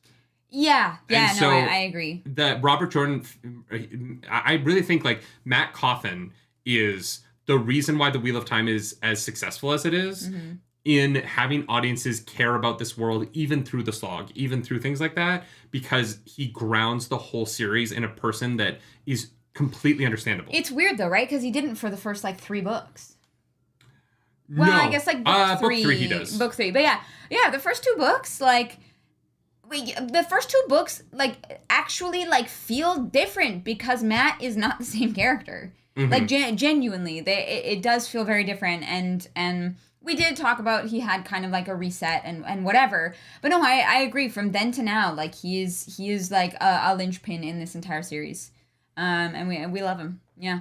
Yeah, but even in book 2, when Matt is struggling with the dagger, the perspective is you care about him because what is happening to him is so out of his control. Yeah. Like, obviously he made a mistake and he's paying for the consequences of it. Yeah, but we don't have a good idea of, like, his personality and his skills because he's, like, sick, you know? Like, he's but he's a normal person who's sick. Yeah. He's a side effect of a magical power, which is relatable. Because I can look at that and go, I don't know what I would do either. Whereas Rand is like, I'm going crazy and I shoot lightning out of my hands, and you're like, well, that's fucking weird. Dogs. Yeah. We need to keep going. This is gonna be the longest full book recap ever, but I'm having so much fun. I know, guys. We're happy to be back home. I love the book club. So do I. I just love it. Before we move on, make sure to like the video if you also like the book club. Smash it! Thank you. And Monkey, we appreciate the heck out of you. Thank you so much to all of our mods. We love you. And you know what? I haven't really seen many, like, deleted messages, so I think y'all are being, like, good about spoilers. Thank you. Thank you for being good about spoilers and not like, oh, you missed this at this part, because we do want to reread these books at some point, and those reveals will be a lot more fun for us. Yeah. Ildwam says, as the cleansing of the taint is my favorite chapter in the series, not battle chapters or finales, just in general. I must know, where does it rank for you? It is currently tied in second place with Dumai's Wells. Yeah. Those two things kind of sit at the same... It's like Battle of Emmons Field and then Chapter 35 and Dumai's Wells kind of neck and neck. I feel like we need to just call it... Chode and call. Chode. Yeah, the Chode. That's the Chode. The Chode is tied for second. Yeah. Yeah. No, it definitely ranks like very, very high. There are individual moments that I think rank up there in terms of like my enjoyment of them and what they do for the story. But in terms of like full chapters, definitely like number 2. Yeah, that and Dumai's Wells are tough. Monica asks, what compulsion do you think Varen placed on the captured Aes Sedai back in the Aiel tent? I think we know what it is, right? It's that she compelled them to believe that the Dragon Reborn has to make it to Tarmangaden, no matter what. Yeah, that's what it feels like. So we're going to stick with that answer and lock it in. At the time Varen was compulsing those Aes Sedai, you said this made you sure she was a dark friend. Do you still feel the same, or do you have another idea about why she could use compulsion on them? No, I actually don't think she's a dark friend now. Because she didn't kill Cadsuane, and I think a dark friend would have. Yeah, the fact that her and Cadsuane are on the same page now makes me think that she is not a dark friend, and so I definitely did up until that point, but now I'm like, I don't know, I think you might be all right, so we'll see. Glenn Peterson, thank you for that super chat. Yeah, at this point in the books, Perrin's only plot point is, I'll sacrifice everything for Fael. It gets tiring. He's got one note. Yes, I agree with that. Yeah, and there's so much more to him than that, and I hope that gets brought out more as the series. Well, and it just feels like Perrin's plot is to go clean up a mess that should have been cleaned up in Dumai's Wells, and that like Robert Jordan letting the Shido survive Dumai's Wells just kind of. The most interesting thing the Shido are going to do in these books is Dumai's Wells, and to keep it going past their most interesting point just is like, we're doing the Shido, we're chasing the Shido down again. Yeah. Like, it's not even that they're doing something new. They're doing the same thing, and we're just chasing them down another time. Yeah. Because there's still so many of them, even though they got fucking grinded to meat by the Ashaman. Like, you know what I mean? So it just feels like it feels like we've done this before. And Samael killed most of them by sending them. Anyways, yeah. Yeah, I agree. Methany, thank you for the super chat, and thank you, Sammy, as well. Yeah, and thank you for the happy anniversary message. It's been a good year. It's been a good year of book club. Thanks for being here. It's been a good year of book club, my friends. And we'll keep doing book club Fridays. See you again. Nice. Well done. Thank you. Sun Tzu asks, how did Lanfear end up as Sindain? Fuck. I don't know. Probably the same question. Arengar, Osengar bullshit. Here's the thing. Yeah. Do you think that Lanfear died and was brought back by the Dark One? Or do you think it was some elfin magic bullshit? Because I think she died and got brought back. I don't think she died. Because she says that she is the other girl was as powerful as she was before she was held by the elfin Eilfin. I think she would have said in her past life, or the language she used makes me think she didn't die. And that feels intentional by Robert Jordan. Okay. I could be wrong, and I could be like reading into it too much, but I do not think that she has died. I think that she has lived this whole time. And I think that when Moiraine comes back, because now that Lanfear comes back, I think that almost guarantees Moiraine comes back at some point, right? Yeah. And I can't wait for that. I think that we're going to find out what happened to Lanfear and Moiraine through Moraine's return. Yeah. It's got to be something. I don't think Moiraine comes back in this book, though. I think she comes back in Knife of Dreams. Ah, okay. Yeah. I think we'll get a full book without it, and then I think book 11 will set. I think we'll get Moiraine back in Knife of Dreams, which will be fun because we're going to read Crossroads of Twilight, and then we're going to read Moraine's backstory prologue book, New Spring, and then we're going to get Knife of Dreams where Moiraine comes back. It's going to be really cool. All right. That's my prediction. Okay. Since you also asked, how much did it suck for Agenor, the genetic engineer who created the Shadowspawn, to be plucked out of a futuristic Age of Legends and dropped into a medieval fantasy novel? Great question. That's a funny question. Yeah, I hadn't thought about that. Yeah, he probably woke up and was like, what the fuck am I supposed to do without a toilet? You know what I mean? Like, wait, you guys don't have indoor plumbing? I can't work under these conditions. Where's my Charmin Ultra Soft? Yeah. Wow, I didn't even thought of like that. what Do you would think be that the they found a same? stasis box that was just all the toilet paper that was bought during the pandemic? Yeah. That's where all the toilet paper went. Interesting. That's a funny question. Yeah, no, I think it sucks. I think it sucks for all of them, right? Like, I think, like, even, like, we don't live in, like, a super futuristic world, but, like, for me to go back to the Middle Ages would be terrible. Everyone smells. And we're not genetic engineers. They don't have showers. They don't have deodorant. It would be like living in the worst part of Comic-Con all the time. With a bunch of people who don't shower, don't wear deodorant, and don't have any social skills. Well, here's the thing. I think there's a reason that Agenor is out doing other things and not creating more, like, Shadow Spawn. Because the technology's not Because, there. like, what the fuck else is he supposed to do? Because he probably can't build the machines that he was using. He just knew how to use them, right? And that's kind of the interesting thing about human technology is there's not, like, there are very few people who, if you sent them back in time, could create anything because... Either they don't know how to use the smithy, like you're like, oh, you know how to build a radio. You could build a radio, and it's like, oh, but you don't know how to make the wires. Yeah. If you have the wires, you can make a radio, but you don't know how to make the wires. You know what I mean? And that's where it gets really into humans. We're such social creatures, but our technology is also social. Yeah. Right? Our understanding of the world is fractured into all of our little brains. And, you know, you can say, like, we're more independent than ants, but in a lot of ways we aren't. We are a colony that has to work together towards our goals because if you're on your own, there's very little that you can actually accomplish. Yeah.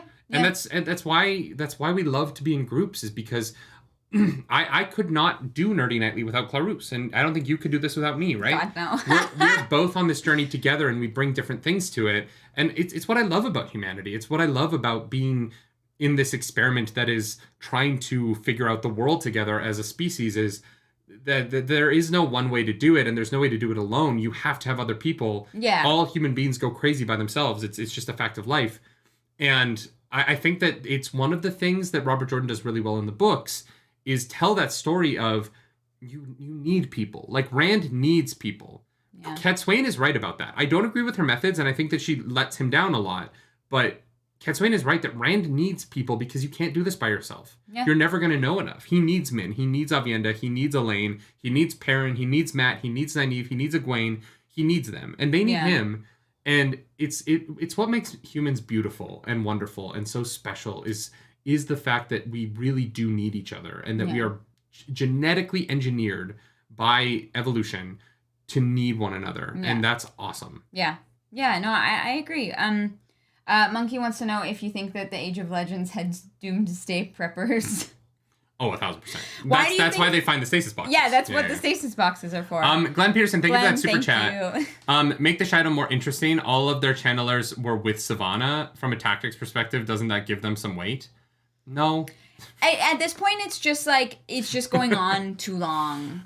Maybe if they do something cool, Glenn Peterson, I'll disagree with my past self, but like it is the fact that we cut to them and they're just kind of existing. Yeah, and it doesn't doing the thing. They don't feel like they can factor into the plot for much longer. Mm-hmm. And so the fact that we're not just dealing with them and that we're dragging it out across books by having it be the first 6 chapters of this book and then never mentioned again is wild. Yeah. Like, dealing with Massima seems to be infinitely more important than with the Shido, and so he's also not in the book after that point. So it's like, I don't know. Yeah, I also don't really care about Massima's army all that much. Yeah, they're just kind of like awful. Yeah. Perry Wolf, thank you for that super duper chat. Regarding the title of the stream, do you feel there might be consequences for male Forsaken Dark Friend channelers no longer needing the Dark One to protect them from the Taint while channeling? I do. Yes. I think someone's gonna flip. I don't know who is going to flip, but someone, and I would love for it to be Demandred. I think it would be really interesting if Demandred is the one that goes good. What if,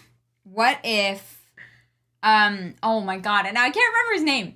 God damn it. What if, Asmodean? I was about to say Asmongold. What if Asmodean is not dead, and he, like, turns to Ren for real? No, he's dead. Okay. Asmodean is 1,000% dead. No, I know. It's been 5 books. He's dead. I know. I would love for Demandred to flip. I think that would be very interesting. Mm-hmm. And then, like... do you think Tame tries to flip? Like, nope. No, Rand, I just did it so that I could keep surviving. I don't for 1 second think Tame flips. Okay. I think Tame... Because Tame didn't have the protection of the Dark One, and he still did it. I think Tame just likes being a shit disturber. Yeah. Fair enough. Also, Perry Wolf, regarding the title of the stream, y'all, do you want to know something fun about the stream? So it's limited monetization because This is the title. Because I wrote whatever it is, scrubbing the taint or whatever, and so YouTube is only gonna run like lower quality ads on this video because the title is too sexually suggestive. Yeah. Which I think is the funniest shit. I love that the word taint is sexually suggestive on YouTube. Anyway, whatever. Yeah, they've clearly never read The Wheel of Time. Yeah. A Darth Vader moment? Yes, MJ Daniel. I would love if Demander gets a Darth Vader moment. God. I think that would be fun. That would, yeah. It would be fun to watch someone turn, because, like, Asmodean didn't have a choice. Like, it would be fun to have someone turn of their own volition. Yeah. I guess we got, not Huron, Ingtar. Or was it Huron? I don't know. Honestly, I think it's kind of weird that Lanfear was brought back when she kind of made it clear that, like, the Dark One comes second to Lews Therin. Yeah.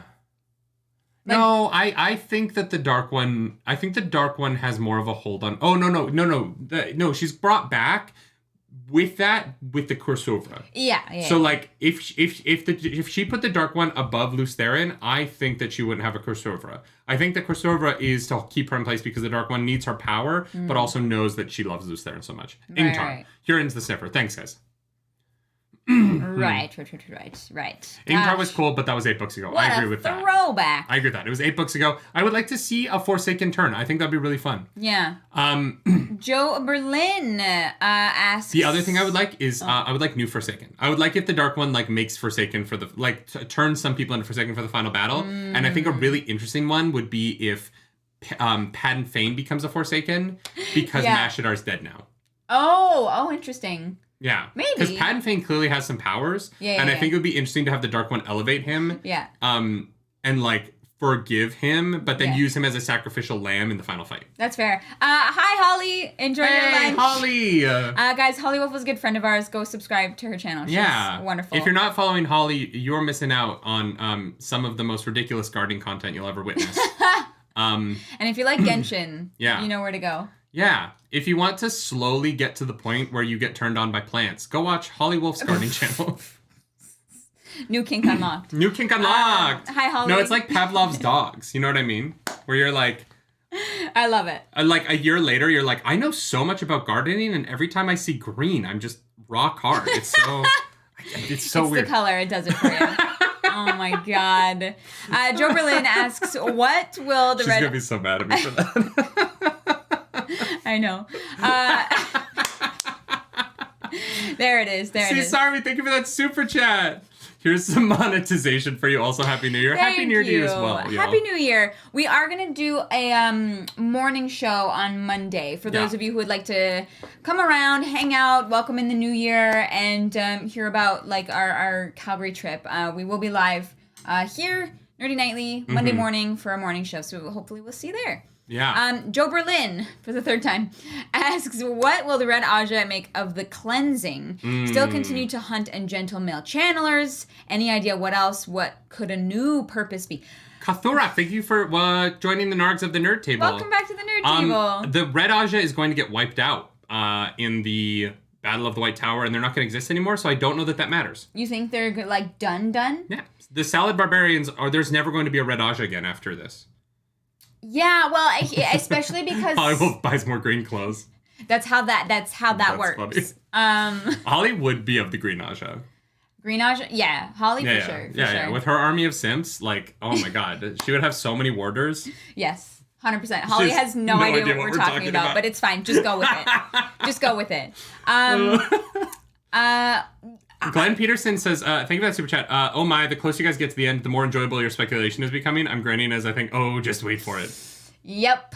Yeah, it's gonna be something. But no, I'm like, sure. I like, because isn't the stole that Egwene is wearing, the one that they create for her in Saladar, it doesn't have a red line on it. Like, the Saladarians have already cut the Red Aja out. Well, because they believe that the Red Aja literally fabricated certain male channelers to like not instigate, but to have their presence be a necessity. You know, and yeah, I think that the red Aja are screwed. I definitely believe in the pink Aja. People need therapy in this freaking crazy messed up world. So yeah, red Aja are gonna be gone, and then they're just gonna take a little bit of bleach on everybody's thing and make it pink instead of red. Okay. Yeah. So yeah, no, I don't think the red Aja exists. I think they get rid of it. I think that there's not really a purpose for it anymore, and the betrayal. I think Egwene wins, and I think she becomes the Emerald seat. Yeah. And I think that because of that, the red Aja ceases to exist. Yeah, because the red Aja can't just hunt male channelers. If it like that wouldn't be fair. I have it backwards. The salad bar does have the red. The Aleda cut off the blue off of her. So. Oh, okay, gotcha. I remember one of them doing it, but I could. Yeah, I was like, I don't remember that, but it would make sense. Yeah. Here's the thing: if the red Aja became more of like, but no, the green Aja are the battle Aja, so no, you can't really have both. I just don't really understand what their purpose is without the taint. Yeah, no, I agree. They exist because of the taint, and now that the taint is gone. And a lot of the red Aja are currently like bond slaves of the Ashaman anyway. Yeah. So like, I don't know. So that makes things super weird. Yes. Remember that super weird thing that we didn't have to deal with in this book? Yeah, I do remember that. God. Our farms, welcome on in to your first live book club. It's spicy up in here. Ildwam says, what do you think is next on Rand's agenda? That's foursome. Yeah, we kind of already answered that. Like immediately next, I think that he's going to be asleep for like half of the next book. I think him and Nynaeve, I think literally. Yeah, him and Nynaeve pass out. Well, and I think it's going to be important because I think that they're going to be like chased, and the like Lan, Cadsuane, like that team is going to have to try and keep them safe as the Forsaken try and kill them while they're unconscious. Because when is the best time to attack the Dragon Reborn? When he's out, right? And so I think that a lot of the next book is going to deal with the fact that they're... Yes. Holly's like, taint. No, Holly, the taint is a very real thing. Holly knows. She's familiar with the taint. Jesus Christ. It I swear it's different in this God book. damn it. You know what? Just don't.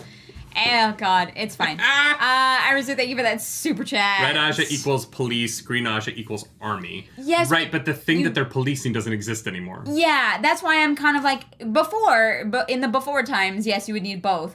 But now, I don't think so much. Well, and as we're heading towards Tarmageddon, everyone is in the army. Sorry, you've been conscripted. The Dark One is trying to end all life on Earth. Yeah. Yeah.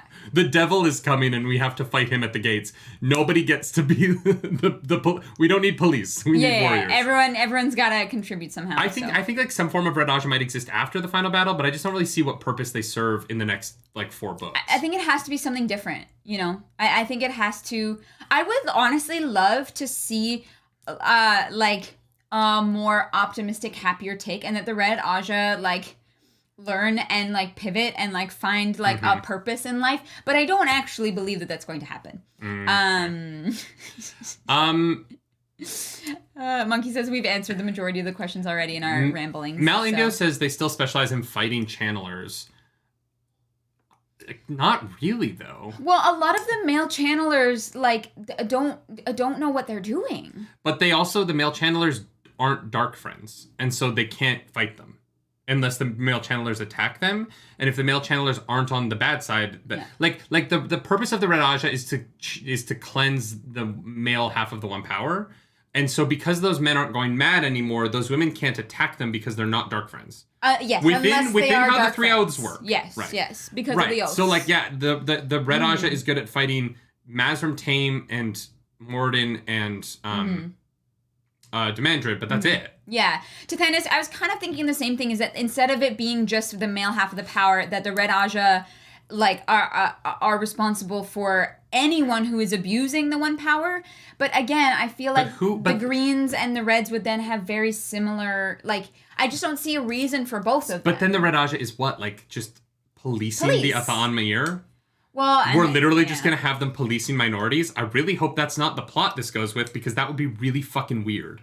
Yeah. That would be uncomfy in a big way. Yeah, it would be more interesting if the Red Aja were more like teachers. You know, the Athan Mair want to know what the White Tower wants to know. They might get forced into that. Well, they might. Yes, they might. Let's move on to the next question. Yeah. Crash LTD says, an instance of a well has been introduced prior to Winter's Heart. Can you take a stab and guess when we first encountered a well in the story. I think that question is clearly about the well is at the Eye of the World. Yeah.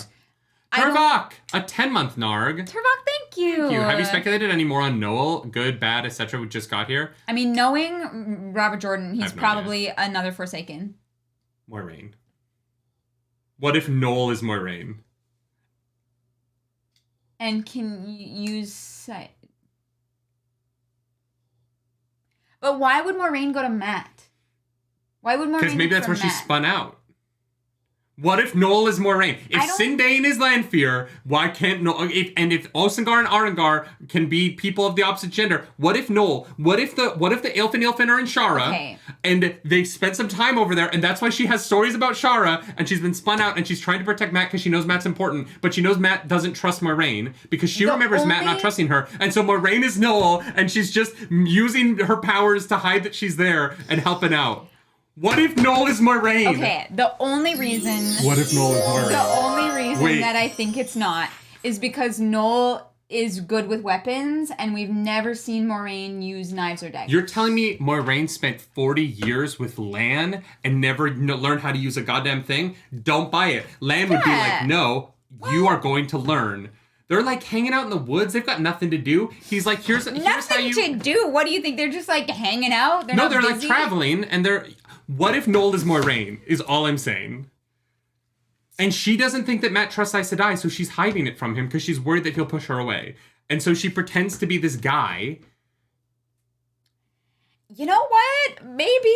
You know what? That is possible. It is possible. The problem is it's probably not what's going to happen, and so I'm going to be like, oh, I wish it was what I came up with. Yeah. I'm disappointing myself in advance. Yeah. I don't know. They just feel like different characters to me. And, like, that's fine. But... That'd be great. It would be very funny. It would be kind of cool. Speaking of people who've been brought back, Mark Torres says, Osengar reveals many things about Moradin in the final chapter. What did you make of these revelations? The fact that Moradin was mad before... all of this. In the Age of Legends, implies to me that Moradin we're going to reveal... through Lews Therin, Lews Therin is still going to be in Rand's head, I believe. Lews Therin and Rand are going to meet Moradin, and Moradin is going to be Lews Therin's best friend from the Age of Legends, who was at hear me out. I'm sorry, is this Captain America Winter Soldier? Yes, hear me out. Lews Therin they're going to meet Moradin. Lews Therin is going to remember him as one of the channelers who was with him when they opened the Boar and one the of the Taint. 100? Yes. Yes. He's going to be Lews Therin's best friend, and the Taint is going to have gotten them both mad. And when Lews Therin died, Moradin got trapped with the Forsaken, because they had to trap the Forsaken, right? Moradin got trapped with them, and... because he was mad. Moradin is the reason that the Taint was allowed through. And so Moradin is going to be the best friend. No. The Taint will have already happened. Because they went to cleanse. No, they didn't go to cleanse the Taint. No, they went to go kill the Dark One. Yeah, and so if Moradin was there as part of the 100, maybe he was the open vessel for the Dark One to taint the power. No. That happened when... Moradin went mad after that, while Lews Therin was going mad. Moradin and Lews Therin went mad at the same time. Is what I'm saying. Okay. Right? Because Moradin had to go mad before the breaking of the world. Right? Uh-huh. So Moradin went mad after they attacked... after the Taint was put on the male half of the power. At that moment, Moradin and Lews Therin still best friends. Okay. Then the Taint hits the male half of the one power. Lews Therin and Moradin both go mad. Because of the Taint on the male half of the one power. And then Moradin turned evil because he went mad. You think Moradin goes unmad? No. Because he goes mad because of the true source? No. That's not true. Yeah. No, Osengar says that Moradin was mad before the breaking of the world. Yeah, but that still doesn't... But that could mean he was still using the true source before then. Sure, but then Moradin's just fucking anybody. It is more... I'm saying it's interesting if... Lews Therin sees Moradin and is like, fuck, that's my best friend. Yeah, and he's evil now because of the Taint on the one power. Them knowing one another is definitely cool. I do not discount that for sure. But I don't understand. I feel like what I just laid out is I don't understand where you got lost in what I just laid out. Well, no, I think that like Moradin was using the true power beforehand, which is why he went mad. But we don't know It would be that. weird if he started using the true power only since they got like let out, because they've only been out really recently, so he wouldn't have so many saw in his eyes. We don't know anything that you just said. You just invented all of that. Everything that you just said is assumptions that you just made. Yeah, everything that I have said. Nothing that you just said is in the books. Okay. But listen to me. Everything that I have said is my impressions of what the book has like led me to believe. Not that it's fact by any means. Okay, but you said we don't know that, and then you said a bunch of stuff that you don't know. Like those are all impressions that you can have. Yeah. That's what I'm saying. Is But that nothing the way that you that just this has said- been laid out is that to me it feels like the madness was still because of the true power. And that doesn't have to necessarily be true. I admit that. But, like, the saw in the eyes, they comment on how much there is and how many and how often he's using it. But we don't know that the true power drives you mad. Yeah, we do. No, we don't. Yes, we know that we it's do. more addictive than the source. No. They've said that chat can help me, right?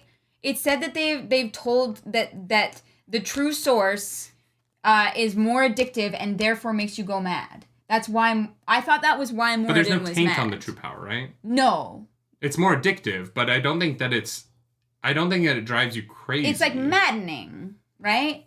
Holly. Welcome My parents to are book fighting. club. No, Welcome to book I'm club. just saying that, like, Look, here's the thing. I'm not discounting anything that you said. Absolutely not. I don't think we have like evidence. Like, I don't know if we have enough information for me to like be swayed one way or the other, because the book has that's been fair. very like wishy-washy on it, right? Like we don't have a lot of confirmed stuff. Sure, I'm just saying that I think that if Moradin is just a person who was Moradin, who's always been evil, and that he went mad, he was evil and went mad. Like, I think that they bring up Osengar brings up Moradin being mad before the breaking. Yeah. Intentionally. And there has to be a reason he was mad back then. But then why would he turn to the dark one if he was already mad? Like, did he think that it would get fixed? Because he's mad. He's insane. Insane people go evil. Sure, that's just like kind of less interesting. But went mad and killed his. What is less interesting about my best friend works for the devil now because he went crazy? No, like because that part of my is, choice. That part is true. Yeah. Like Luce Theron taking the 100 companions to the boar would be the reason Moradin went mad. He literally would lose his best friend to madness because of his choice. How is that not more interesting than, oh no, Moradin was an evil guy back then and is an evil guy now that no one really knows? Like, that to me is what I find uninteresting about Moradin. I'm just saying, like, him choosing to go evil because he went mad is just not the most interesting choice, which is fine. It doesn't, like, have to be. But that's what the madness has done consistently, right? Like, that's what happened to Luce Theron. But that's not why Demandred and Samael and Oh, sure, that's not why they went to the Dark One. Yeah. But I'm saying that if Luce Theron's best friend turned to the Dark One because of the madness that is Luce Theron's fault, that's great storytelling. Yeah. That's really interesting, and like, because then does Rand kill Moradin, or does Rand try and redeem Moradin? Yeah, for some reason I just like had connected the like saw in like the eyes to like the like to going mad, and I don't know if that was just a thing that I inferred or if it was implied. Like the problem is like I don't remember exactly when it was. The saw in the eyes is from the true power. It's from the true power, which I thought was like aiding in like madness. But now some of them are saying that yes, that is correct, and some of them are saying no, that's actually not like said. And so I don't think it's I'm not said sure that the true power is tainted. No, it's not from the tainted. Dark I've One, never said it's tainted. and you need permission to use it. But here's the thing. It's not tainted. But here's the thing: in order to use the true power, you already have to be on the Dark One side. Yeah, but so they remember how they talk about like taking in the power is this like euphoric experience. Okay. And some of them are like, God, if I took in that much power, I would lose my mind, right? We know that the true source is like more euphoric and addicting. So it just in my head stands to reason that would drive people towards madness, but I don't think it has been like confirmed, and so I don't know. The power of Taint. Holly's really stuck on the Taint. Yeah, Holly, trust me. Welcome to the Wheel of Time. When we first read the book, we were like, wow, I've never read Taint so many times in my life. Here's I the don't thing. know. I just think think it's cool. that in your the version of it that you're telling me is probably what it is. I just think that it makes Moradin. It's a less. It just makes Moradin kind of. I want there to be something to Moradin that is like wildly interesting. Yeah. And right now he doesn't have anything like that because he's just a non-entity to me. Yeah. I don't know who he is. I don't know what his relationship is to anybody. Yeah. He has the Corsovra over Magidian and Lanfear, which is like power, but like I just don't find Moradin interesting. Yeah. And I want them to do something with the character that makes me care about the fight against him rather than him just be a powerful obstacle. We should go back and read the chapter with the flashback to the Age of Legends where we saw Lanfear. We should go back and read that chapter and see if there's anybody else in that chapter that we think might in Ruidian? Might be connected to the story in present day, because I feel like there might be there very well might be. But also I think that we don't know that the true power causes people to go mad. And so like you're assuming that using the true power made him mad, and I'm saying that like the only route to madness that we know of for sure. Yes. For sure is the route to madness that comes from the taint on the male half of the one power. Yes, totally. Osengar saying that Moradin was mad before the breaking could very implies well be to me that he was a channeler who was not on the Dark One side, who was channeling. And if he's that, then he was with the 100 Companions, right? Yeah. And if he's with the 100 Companions, the most interesting version of him being with the 100 Companions and still being alive is that he was Lews Therin's best friend. And maybe he went to the Dark One because he feels like Lews Therin's actions in attacking the boar caused the Dark One to be released, and he blames Lews Therin for that. Maybe. I'm saying that your version makes him a random evil person, and my version makes him a inherently important character to our protagonist, right? Yeah. And in a choice between those two things, I'm always going to go towards the second one, because him just being... It's the difference between the villain of the books being Voldemort, the man who killed Harry Potter's parents, and being... just a random evil guy. Like... Oh, no, it's Lucius Malfoy. He wasn't there when your parents died. Yeah. He's the dad of a guy you went to school with. Yeah.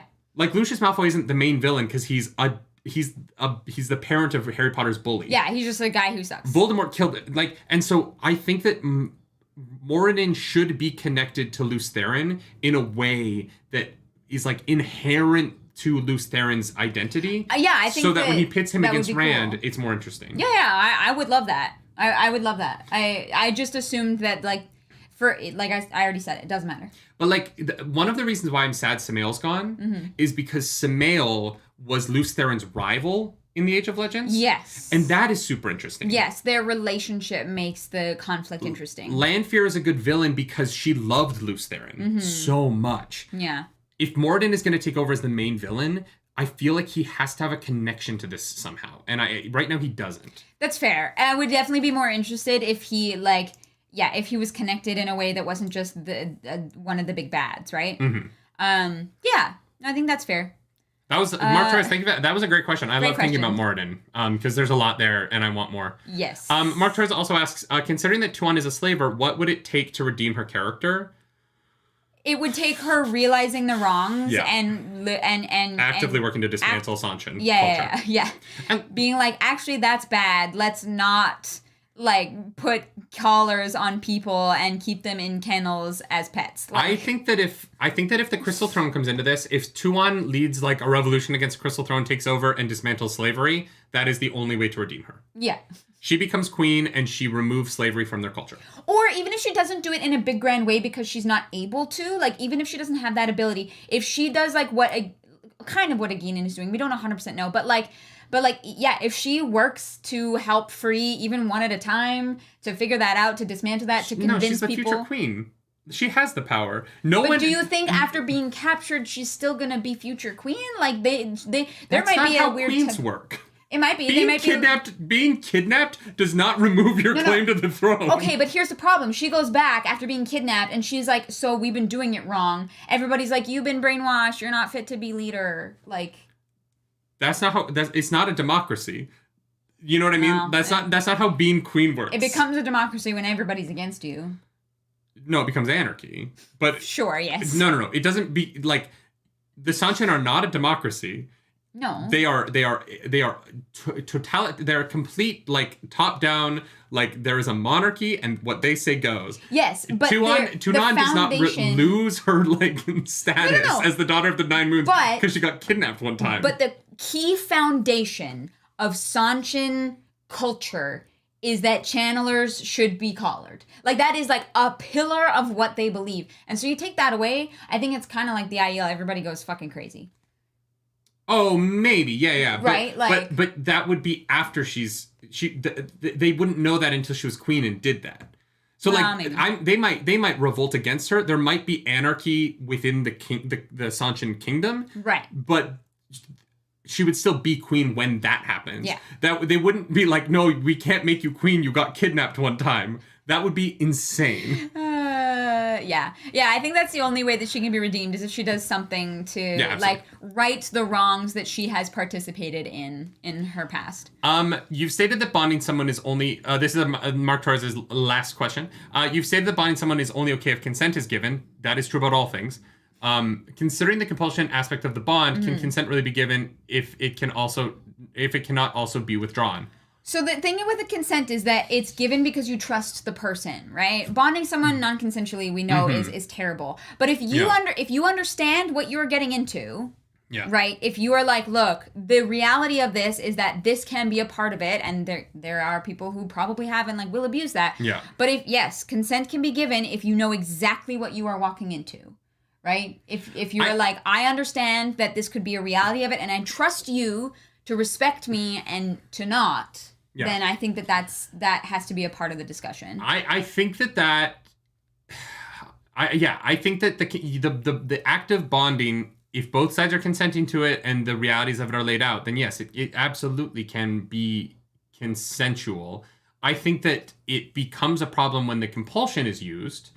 But that is true of all things. Like marriage can become abusive, but the day of the marriage, everything's great, right? Like, I think that judging the consent of an action based on the possibility of future actions is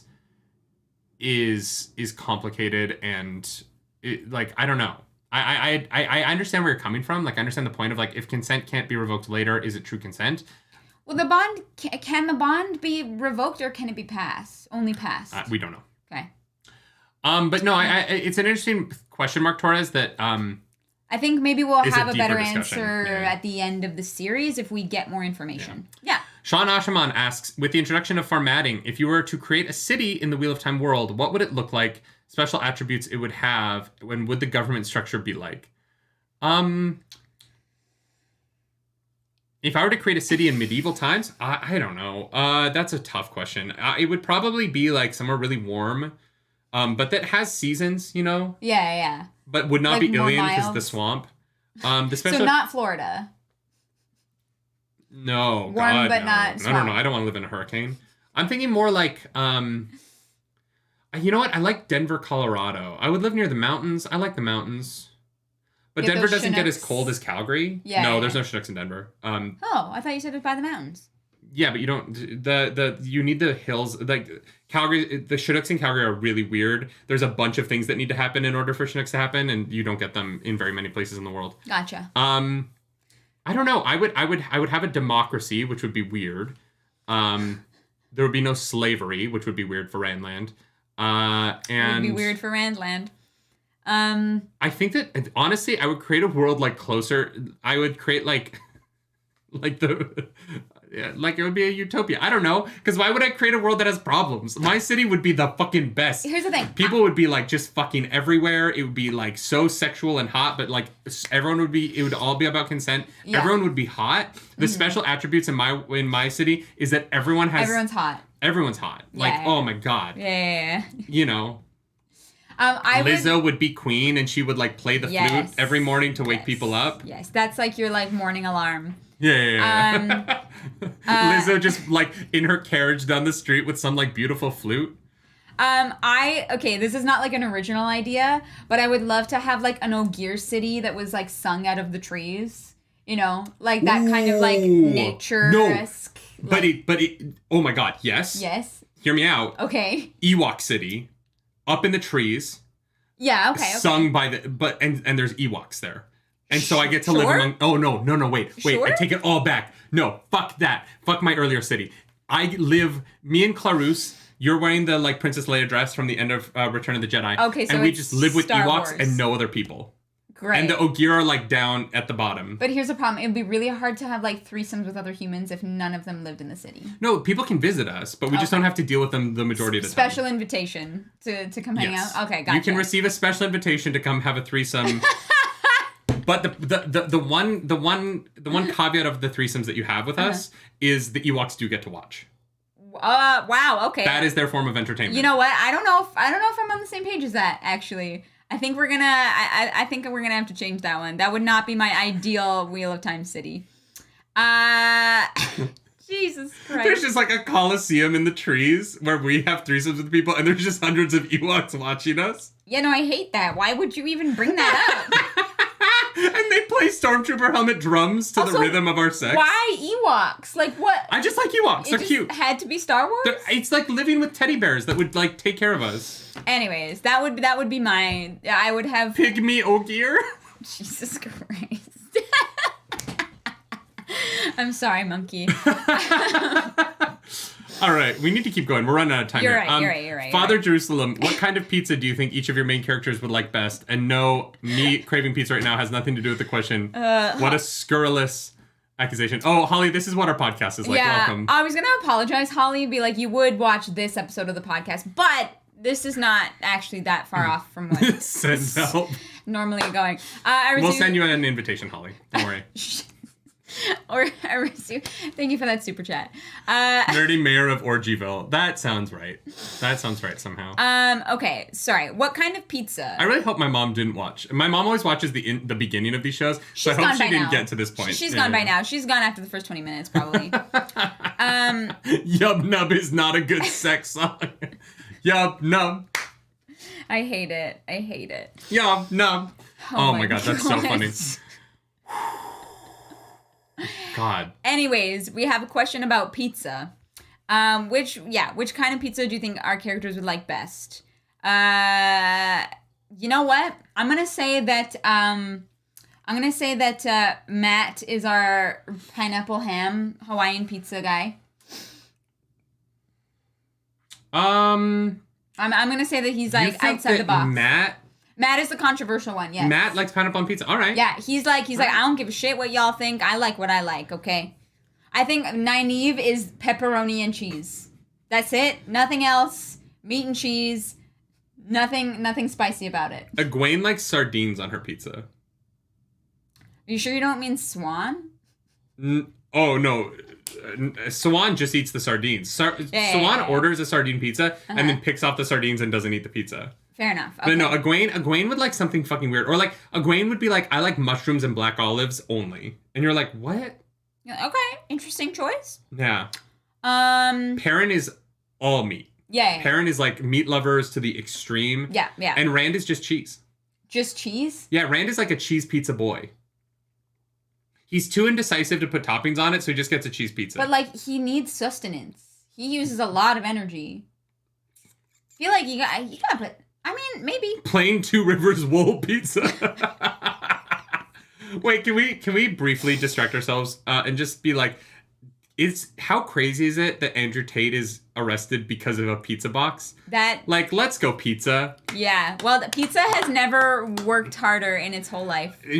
I truly never thought that the collaboration of the year would be Greta Thunberg and a pizza box, but hey, we're living in crazy times. What a collab! The collab of the century, to be honest.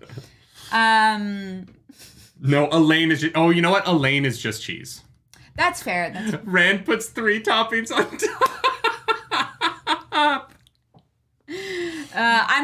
You know what? Because everything we've said has been like very, normal. Rand is gonna be like our white sauce. White sauce pizza. Avienda likes cheese, no sauce, because she likes it dry. The sauce is too wet for her. You know what I mean? Are you just calling me out? What? I don't put sauce on. You put white. You know you like white sauce. I mean, you yeah. made Rand eat your pizza. We've never gotten a pizza with no sauce. For 25 years, I had no sauce on my pizza. No, we always do like that Parmesan sauce is delicious. Yes, recently. No, I'm saying that because she's from the Waste and she thinks it's too wet everywhere, that Avienda would not want sauce on her pizza because it's too wet. So she eats cheesy garlic bread. Yeah. Absolutely. Carlac, thank you for the super chat. Aleda eats the box. Thank you, Carlac. That was great. Well Min's done. barbecue chicken pizza. It's a good pizza. I could see that. Yeah. I like there's a pizza place in New York that makes this pizza that's got like fried chicken on it with ranch and broccoli. And it is Guys, broccoli on pizza is the most underrated topping. I'm telling you right now. If you like broccoli, put it on your pizza. You will thank me. Yeah, that's my favorite pizza. It doesn't the fried chicken broccoli ranch. Sounds pretty and cool. it's not like chicken cutlets. It's like real fried chicken that they chop up. It's an expensive slice of pizza. It's like $7 for a slice, but it is so fucking good. Worth it. All right, let's move on to Father Jerusalem's question. Oh no, wait. We got that one. Crash LTD. Among our main characters, who do you think can be a sleeper agent dark friend? Main character? Okay, what do you mean by main? Like That's the Emmonsfield 5? Because none of them. Halima. Guys, I'm sus of Halima. Really? Why? Yeah, I don't know. I just think Halima... Just give you weird vibes? Yeah, I don't think... Nobody loves giving massages that much, and so the fact that she's giving so many massages is sus. Super sus. Yeah. Yeah, guys, broccoli on pizza. You'll thank me later. Holly Wolf knows what's up. Yeah. If you're in the Toronto area, Gina's Pizza makes a really delicious chicken broccoli on Parmesan sauce pizza. Yeah. Mm-hmm. Highly recommend. We might have that for dinner tonight. Oh. Main character who might be a dark friend. It depends how main they are, because it can't be any of our 5, and it cannot be Min or Avienda. There's literally no way, and it cannot be Brigitte. So, do you think maybe one of like Matt's boys is a dark? Davram Bashir no, is a possibility. There's no way. Yeah, there is. No, there is. The Dark One said, let the Lord of Chaos rule, and Davram Bashir goes and builds an army so that Rand can go fuck shit up in other countries.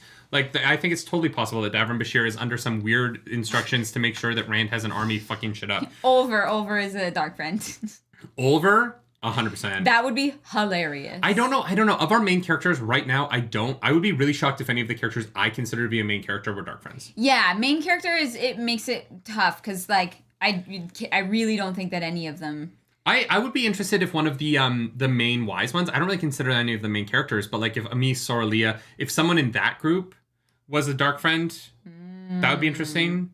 What's up, Fabu? I don't know how being a dark friend works with the concept of Giato, though, so like, I don't know. Yeah. Hey, Fabu. Here's a problem. We know that there are Aiel dark friends, but I don't really know how that works, to be honest, so I don't know. I'm not sure. Sarmi also says, why is Bashir not where he's supposed to be? Sus, 100%. Maybe. I would honestly be really sad, though, if he was a dark friend. I know, I like Davram a lot. That would be disappointing. And his wife has great tits. She's a woman in the Wheel of Time. Everybody in the Wheel of Time. Krisu says, what theme song do you think each of the main 6 would have? Theme song? So Matt's theme song is, so no one told you life was gonna be this way. Perrin's is... You and me, baby, ain't nothing but mammals, so let's do it like they do on the Discovery Channel, right? Oh my god. Rand's theme song. I got Egwene's. I'm not a girl, not yet a woman. That's funny. You're welcome. That's funny. That's really good. Thank you. I'll be here every Friday for the next year at least. Rand's theme song is... it's If I go crazy, then would you still call me Superman? It has to be. Oh my god, it has to be. Yeah. I was gonna say Kryptonite. I was gonna say another contender for Rand is we didn't start the fire. It was always burning. That's funny. That is very funny. Yeah, those two are good. It's got to be If I Go Crazy. It's too good. That's great. It's too good. Yeah. Mm-hmm. And then Nynaeve's is Afternoon Delight, but she doesn't know what it means.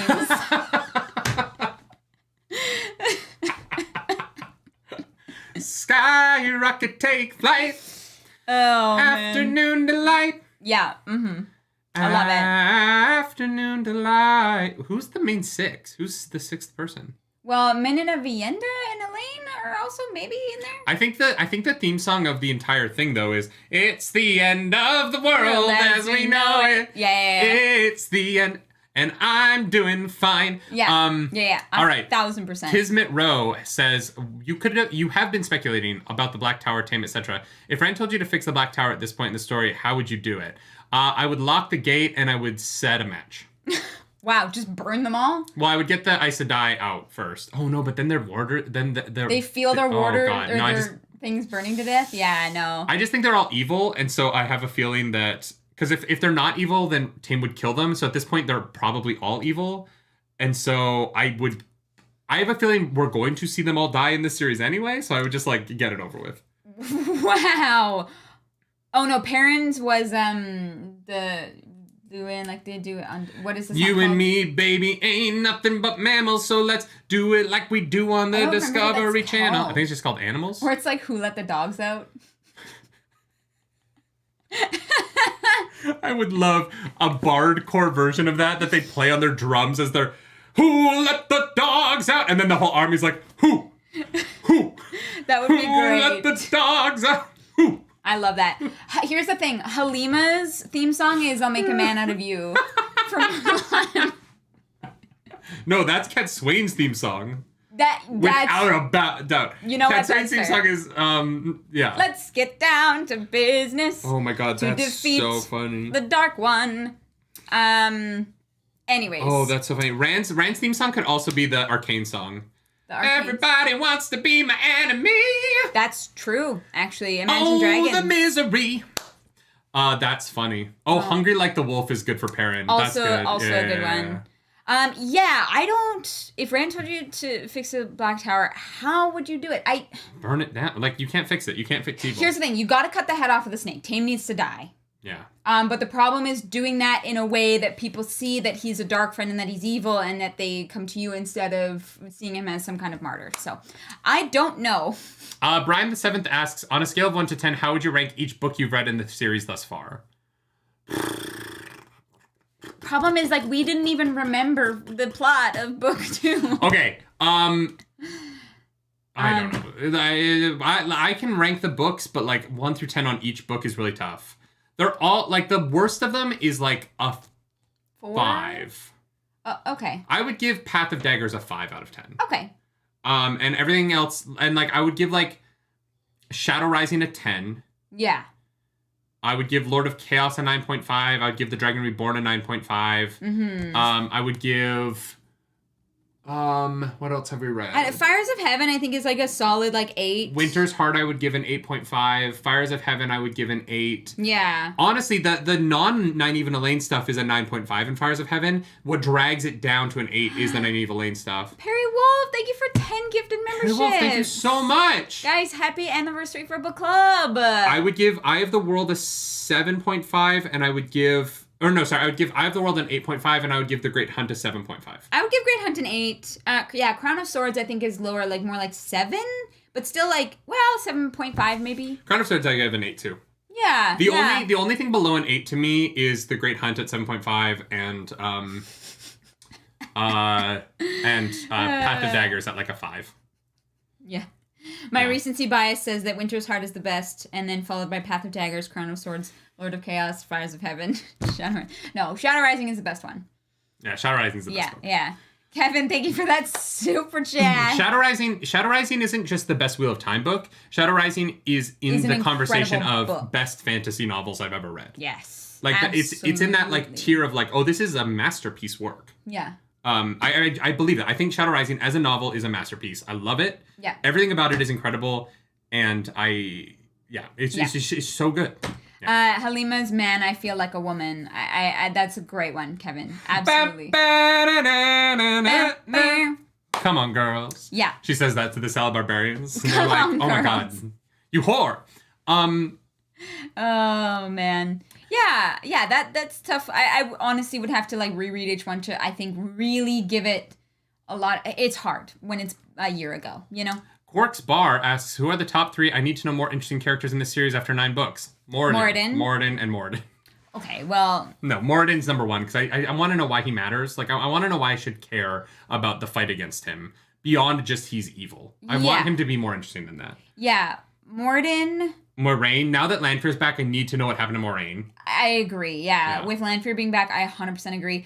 And I think that Noel is kind of up there now because he can't just be nobody. Yeah. There's no way that he's not like he's not just a random person that they ran into. You know what I mean? Yeah. He has too many weird stories and... Uh-huh. Yeah. To the Piper guy, thank you so much for that super chat. Welcome back. No, welcome back to the nerd table.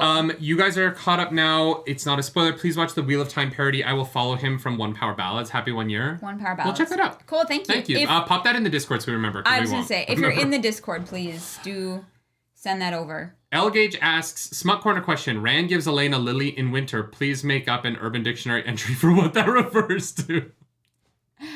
A lily in winter? It's when you put ice cubes in your mouth. Uh-huh. And what? You. So once the ice cubes are in the mouth. Yeah, that's step one. So what's step two? Yeah, put your ice cubes in the mouth. Mm-hmm. Step 2 is open the mouth. Step 3 is insert whatever genitalia is present in the mouth. Whatever genitalia is present. It could be for a guy or a girl. It doesn't matter. I think Lillian Winter's a good name for an ice cube blowjob. Yeah, right? They're super weird, but they're fun.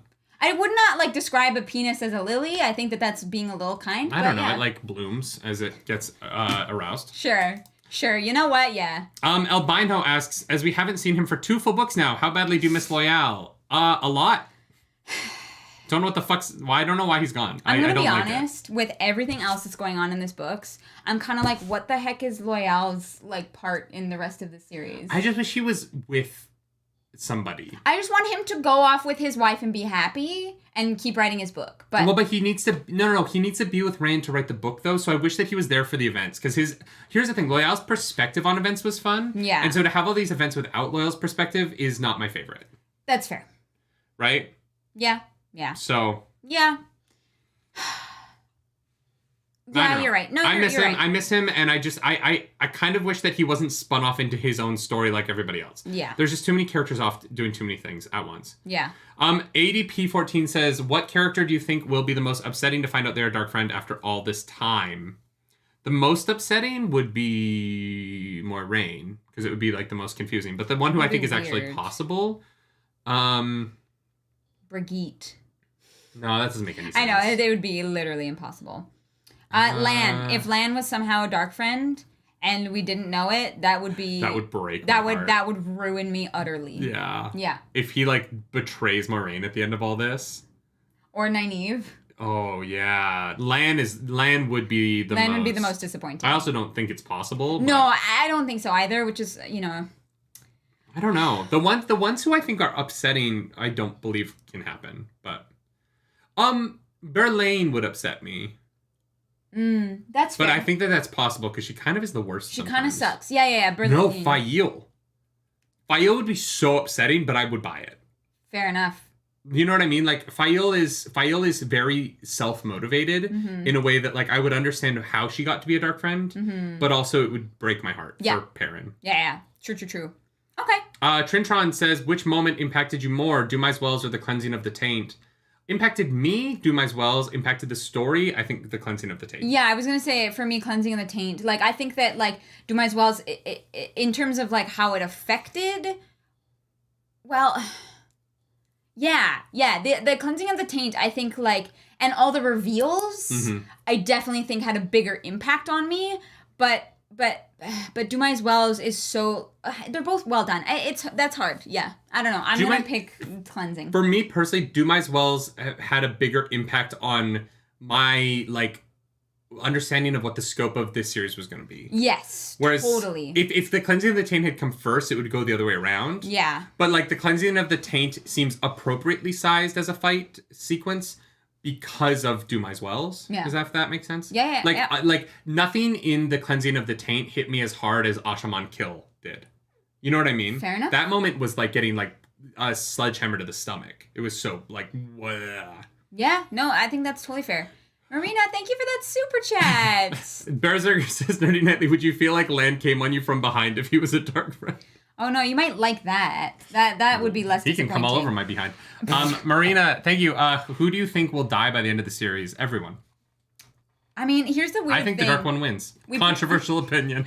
We predicted Maureen would die, but the thing is, the problem is I think Maureen is going to come back, so it's weird if she dies again. You know what I mean? I think, like, I don't know, Lan is a big... I think Lan might die in the final battle. But Nynaeve will be pregnant. Oh my god. That's dark. I think Rand... Egwene might die. Do you think Egwene might die? Do you think Rand lives? Yes. You do? Okay. I think that Robert Jordan's going to give him a lot of kids. I think that he will not be able to channel, though. I think that Rand will, like, burn himself out. Meaning. Or the source won't exist at the end of the books. Maybe, actually. And we come full circle back to our time. Yeah.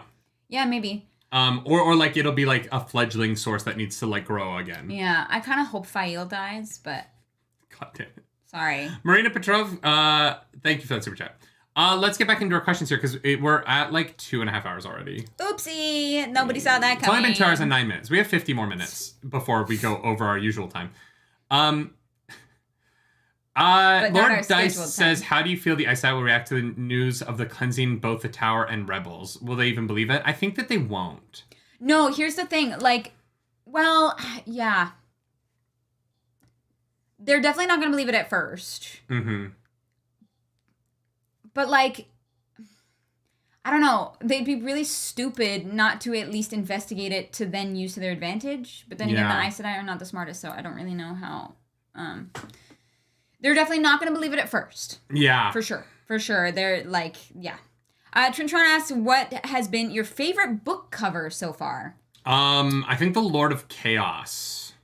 Problem is, I don't remember what they look like. Because our book covers look like this. I'm just like scrolling through the ones we've done really quick. Yeah, you put them on the thumbnails. Fires of Heaven is pretty good. Oh, Dragon Reborn had a good cover.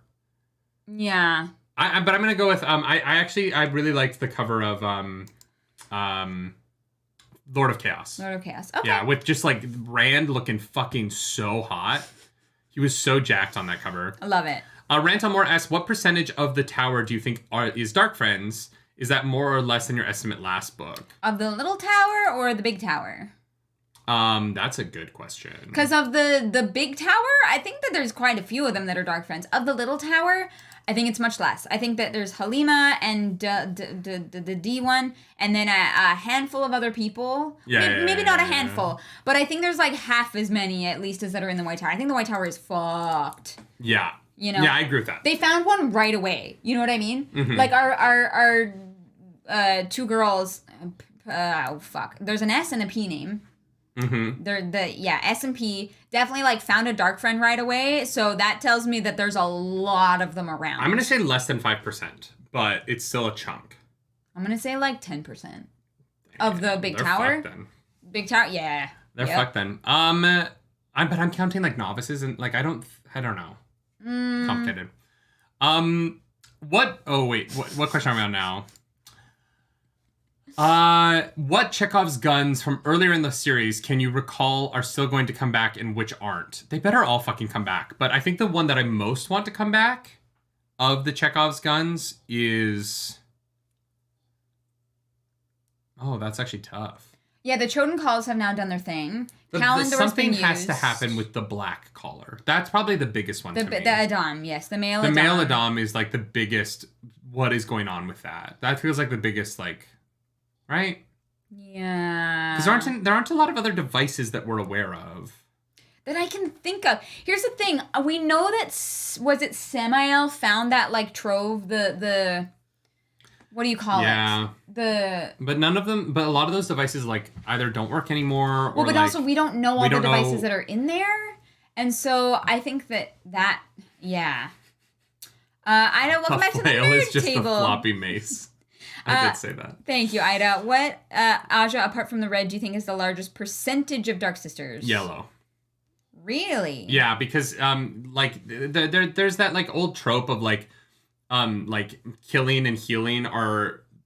The line between killing someone and healing them is so close. Well, and Semiraj is an example of that. Doctors and people who work with healing often have big egos because they think that they can, like, you know... And so I think that the yellow would lead people down the road of understanding humanity and the body and wanting to heal, and it leads to an ego thing and a power trip and leads to being a dark one. So I think yellow is probably number 2. That's fair. Okay. Yeah. Interesting. Yeah, honestly, probably that. Yeah. What Chekhov's guns? Yeah, I think the male Adam is the big one, right? Yeah, the problem is, like, I am trying to remember what else, like, hasn't come back. I guess the horn hasn't really come back, but it was used. That doesn't really feel like a Chekhov's gun, though, because it's been blown before. Yeah, it has been used. The problem is a lot of the ones have been... I don't think this is, like, a Chekhov's gun, but I want to know what the fuck Herod Fell found out. I can't wait for Min to figure that out. Like, I guess these books... The cleansing of the taint. Min helped Rand cleanse the taint with Herod Fell's... That's what... Like, what was it? I just don't remember what the specific... I think we'll find out on a reread. That's fair. Trintron says, which book do you think Elaine will give birth in? And do you think it will be off or on page? I think it's going to be off page. I don't think Robert Jordan I hope it's on page. That would be... Robert Jordan writing a birthing scene, to me, actually does sound like comedy. Right. Because it's just going to be like, with each heave, as she tried to push the baby out, her breasts jiggled massively. Yeah, here's the thing. Unless it's in the next book, it's going to be Sanderson. No, sorry, he gets one more. No, 2 more. Yeah, that's what I mean. 2 more. One more after this one. So I don't know. I don't know that Elaine... I don't know that there's 9 months left in the series. So I don't know.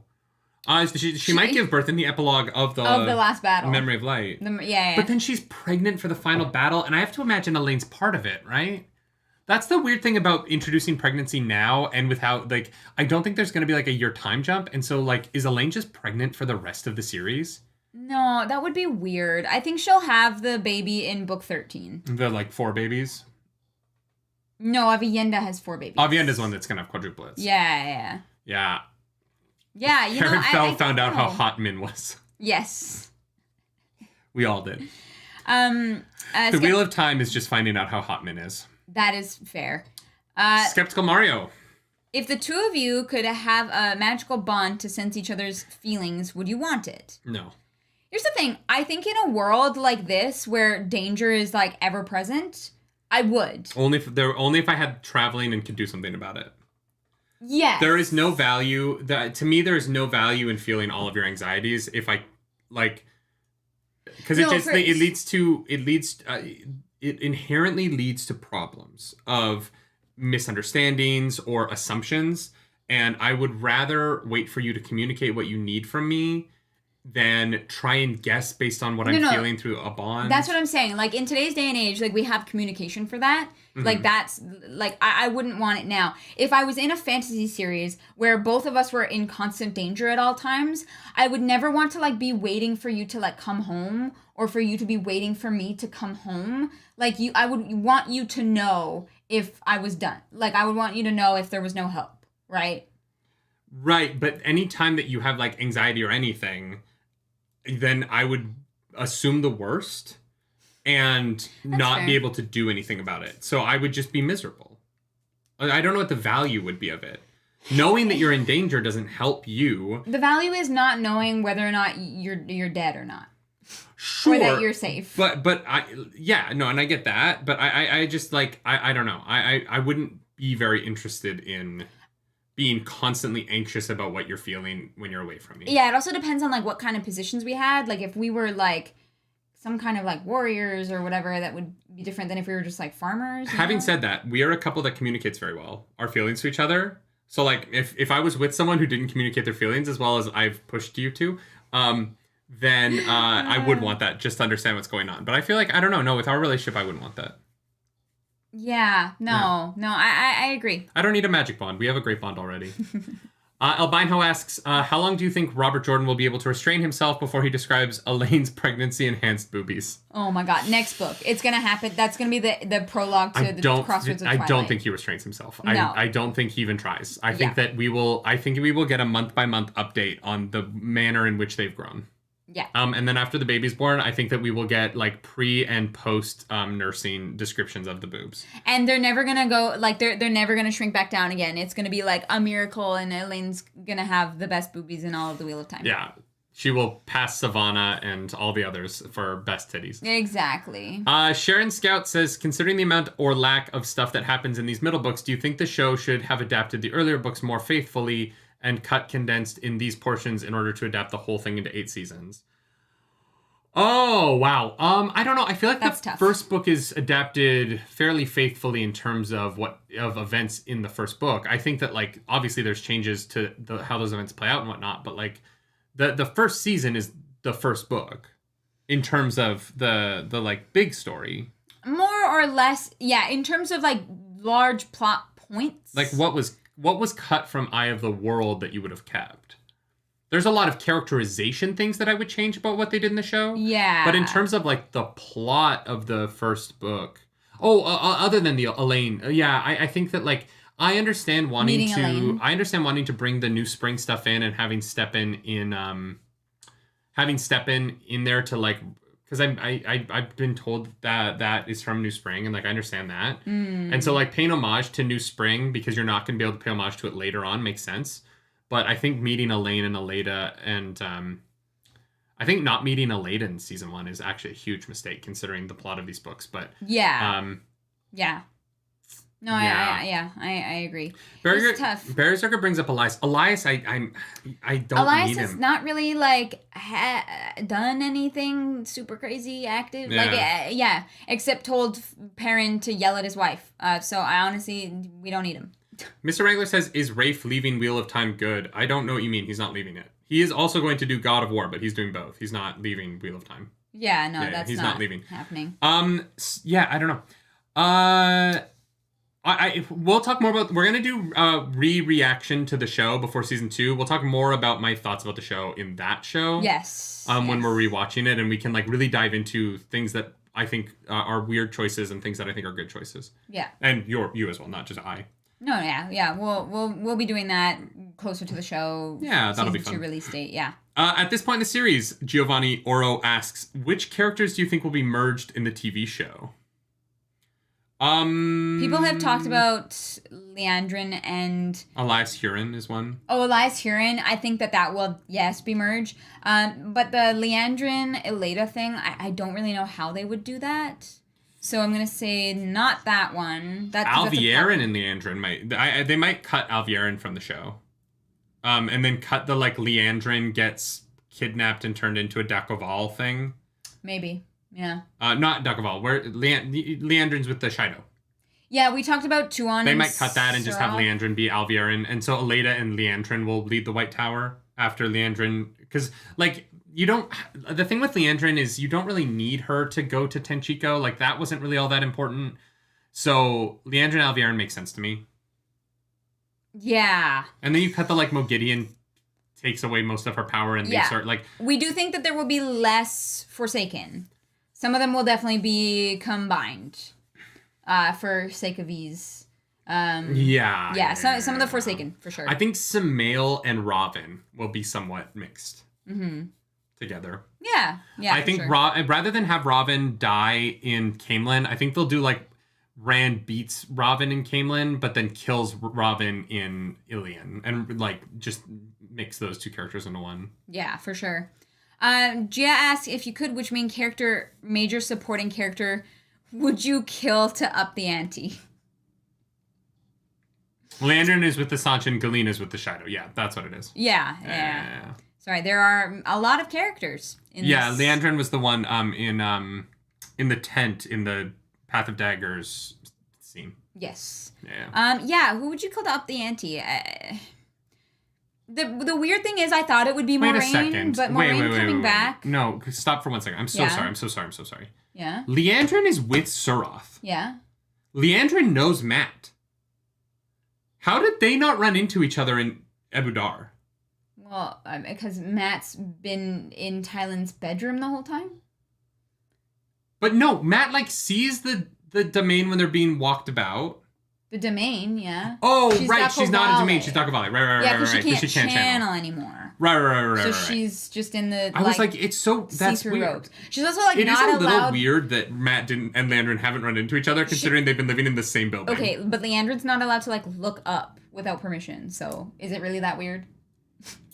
Yeah, okay, fair. Basically kissing the floor. Philip says, does she know Matt? Yeah, from the White Tower. Yeah, because Leandrin was still at the tower when Matt came to be healed. Yeah. Yeah. And Leandrin is a dark friend. She would know Matt through the dark friend socials that they had. Yeah, Leandrin definitely knows Matt by sight. Yeah, she has to. Yeah. That would be weird if she was the one who was not shown Matt, Perrin, and Rand. Like. Yeah, no, she definitely has. Yeah. Gia says, if you could, which main character, major supporting character, would you kill to up the ante? I definitely did read that. You just read that? Yeah, before. And then you got distracted because you were like, wait, Sir. Oh, that was the thing I was... Sorry. That was the thing. My brain was, like, turning the gears of the Leandra thing. Oh, I know. Because I read something in chat and it just, like, fired off, like, oh, wait, how did Leandra not recognize Matt It broke him. Right. Yeah. Sorry. No, it's not that's my bad. I got very distracted. We're up in the ante by killing somebody, so who would it be? Fail. Yeah, Fail could die, and I wouldn't... No, but that would up the ante, because Perrin, it would, like... And it would kind of... Morghese could die. That doesn't mean anything right now. No, you're right. It only means something if Elaine knows that she's alive and then gets killed. I feel like a good one would be Shariam. I feel like that would up the ante because she's a sitter. Like, her death would mean something because of her place in the world. Shariam, yeah, absolutely. The queen that's with Perrin, she's not that important, but, like, killing a queen ups the ante of a story, right? Because of, like... Alejandra or something? Yeah. Alejandra. I think Suroth dying would up the ante of the fight going on. You know, like, characters that have status. Yeah. Varen is a candidate to die to up the ante. Yeah. 'Cause it feels like a lot of her stories told. I think, like, a death like Ingtar's, where, like, she reveals what she was doing and then sacrifices herself. That ups the ante to the story quite a bit. Yeah. Any of Rand's women, I think all three of them survive, but one of them dying ups the ante, and then, you know, he still has two more, so, like, you know. Yeah. No, that's very fair. Yeah. Okay. Wheel of Time fan edit asks, who is your favorite Forsaken up until now? Oh. Favorite Forsaken? Yeah. Lanfear. Okay. Without a doubt. Especially now that she's back. Lanfear's great. Lanfear does shit. Lanfear's, like, constantly involving herself in the plot. Like, her motives are very interesting. Yeah, Lanfear's great. She's really cool. Yeah, this one might be weird, but I honestly really enjoyed Asmodean being in that section of the books. We just didn't get enough of him. Yeah, and I think that's the biggest problem. There are Forsaken I'm really interested in. I want to see more like Semiraj. Yes. But I don't feel like I have enough on her yet. So the Forsaken that we've spent time with have mostly died quickly. And so Lanfear, having survived so many things and still, like, pushing to be a part of it is cool to me. Like, Moghedien has been through a lot of these books, but she's a coward, which just isn't as interesting to me. Yeah, she's been interesting for a while, but now that she's kind of Moradin's pet, she doesn't have her own agency, which just makes her a little less interesting. Demandred feels like he could be interesting if we got to spend more time with him. Which we don't. Semiraj, Masana could be interesting if we spend more time with them. Yeah. But Lanfear getting her ass kicked by Olivia is fun. Yes. Yeah. Which Forsaken do you think possesses the greatest threat to our heroes? Well, Moradin. Yeah. Yeah. And because Moradin holds Lanfear and Moghedien in his hands, right? So Moradin is kind of three. But if other than that, I think Demandred, weirdly, is going to be pitched as sort of the physical opponent to Rand's ability. Okay. He just feels like more like a fighter than Moradin does. Moradin feels more like a leader. Okay. Yeah. Yeah, that's fair. Moradin feels like if Rand is Achilles, then when they go to Troy, Demandred is what's his name? Who's the one that comes out and fights Achilles in front of the gates in the big spear battle? Prince. Yeah. Not Perseus. I'm trying to use Hector. Hector. Yeah. Like Demandred is Hector, and it's a good fight, but Rand wins it. You know what I mean? Okay. But Demandred scares me. That's fair. Yeah. Ildram says, why did you think Masana and Semiraj didn't join the fight at Shadar Lagoth?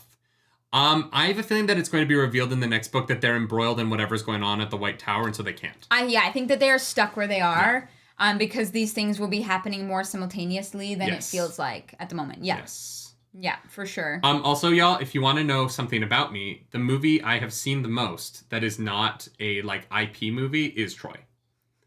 I love Troy. I had the DVD and I would watch it on long car rides until the DVD wore through. The Troy to me was like the bisexual awakening of my life. That was where I was like, oh, I think I find men attractive. I think there's something going on. For some people, it's The Mummy. For me, it's the movie Troy. What do you think is the movie that I've seen the most number of times? Lord of the Rings. No. Aragorn? No. No. No. Guess again. I've actually told you this. I know. I'm trying to remember. I know you've told me. I'm not judging. I'm blanking a little bit on it. The movie you've seen the most is... Mm-hmm. Fuck. I should know this. There's a few of them. Have we watched it together? No. Okay, we that helps. need to do that. Why have we not? It's something that means a lot to you. In many different ways, actually. Snow White? No, God, Jesus Christ. Although I did, okay. Return of the Jedi? No, but that's definitely up there. I watched that a lot as a kid. I don't know what is it. The movie that I have definitely hands down seen the highest number of times is Shrek. Oh, right. Absolutely. I don't know how I didn't pull that immediately. Hands down. I did know that. Yeah, it's fine. We need to watch that For some reason, together. I didn't think of a single animated movie. I was only thinking of live action. Fair. Yeah. You know, that is Cats. Jesus Christ. Because jellicles can, angelicals do. Jellicles can, angelicals do. Jellicle songs for jellicle cats. Jellicle songs for jellicle cats. You know what's very funny? Is that Return of the Jedi was my favorite Star Wars movie and I didn't realize I was bisexual. You know, like that is just... That bikini. That is just an absolute tragedy. Luda. Back again. All right, moving back to Wheel of Time. Yeah, because we're trying to not go all day, so we need to like burn through some questions here. We're trying. Krisu, what D&D class? We answered this in the last book. So what's a new character in this book who we can answer the D&D class question about? Well, who's new in this book? Olivia, Tuon. Tuon is a monk. He's a monk? Yeah, because she does the because she hits a lot. Yes. Tuon is a monk. There you go. Yeah. If you want to know about everyone else, we did the D&D class question in a past full book recap. We'll do that at like the very end, you know, because things are always evolving. Father Jerusalem, which daytime soap opera would each character watch? I'm so sorry. I don't watch soap operas. All soap operas are the same thing to me, so I don't know. I'm assuming they all watch Days of Our Lives, because that's the only one that I've ever heard of.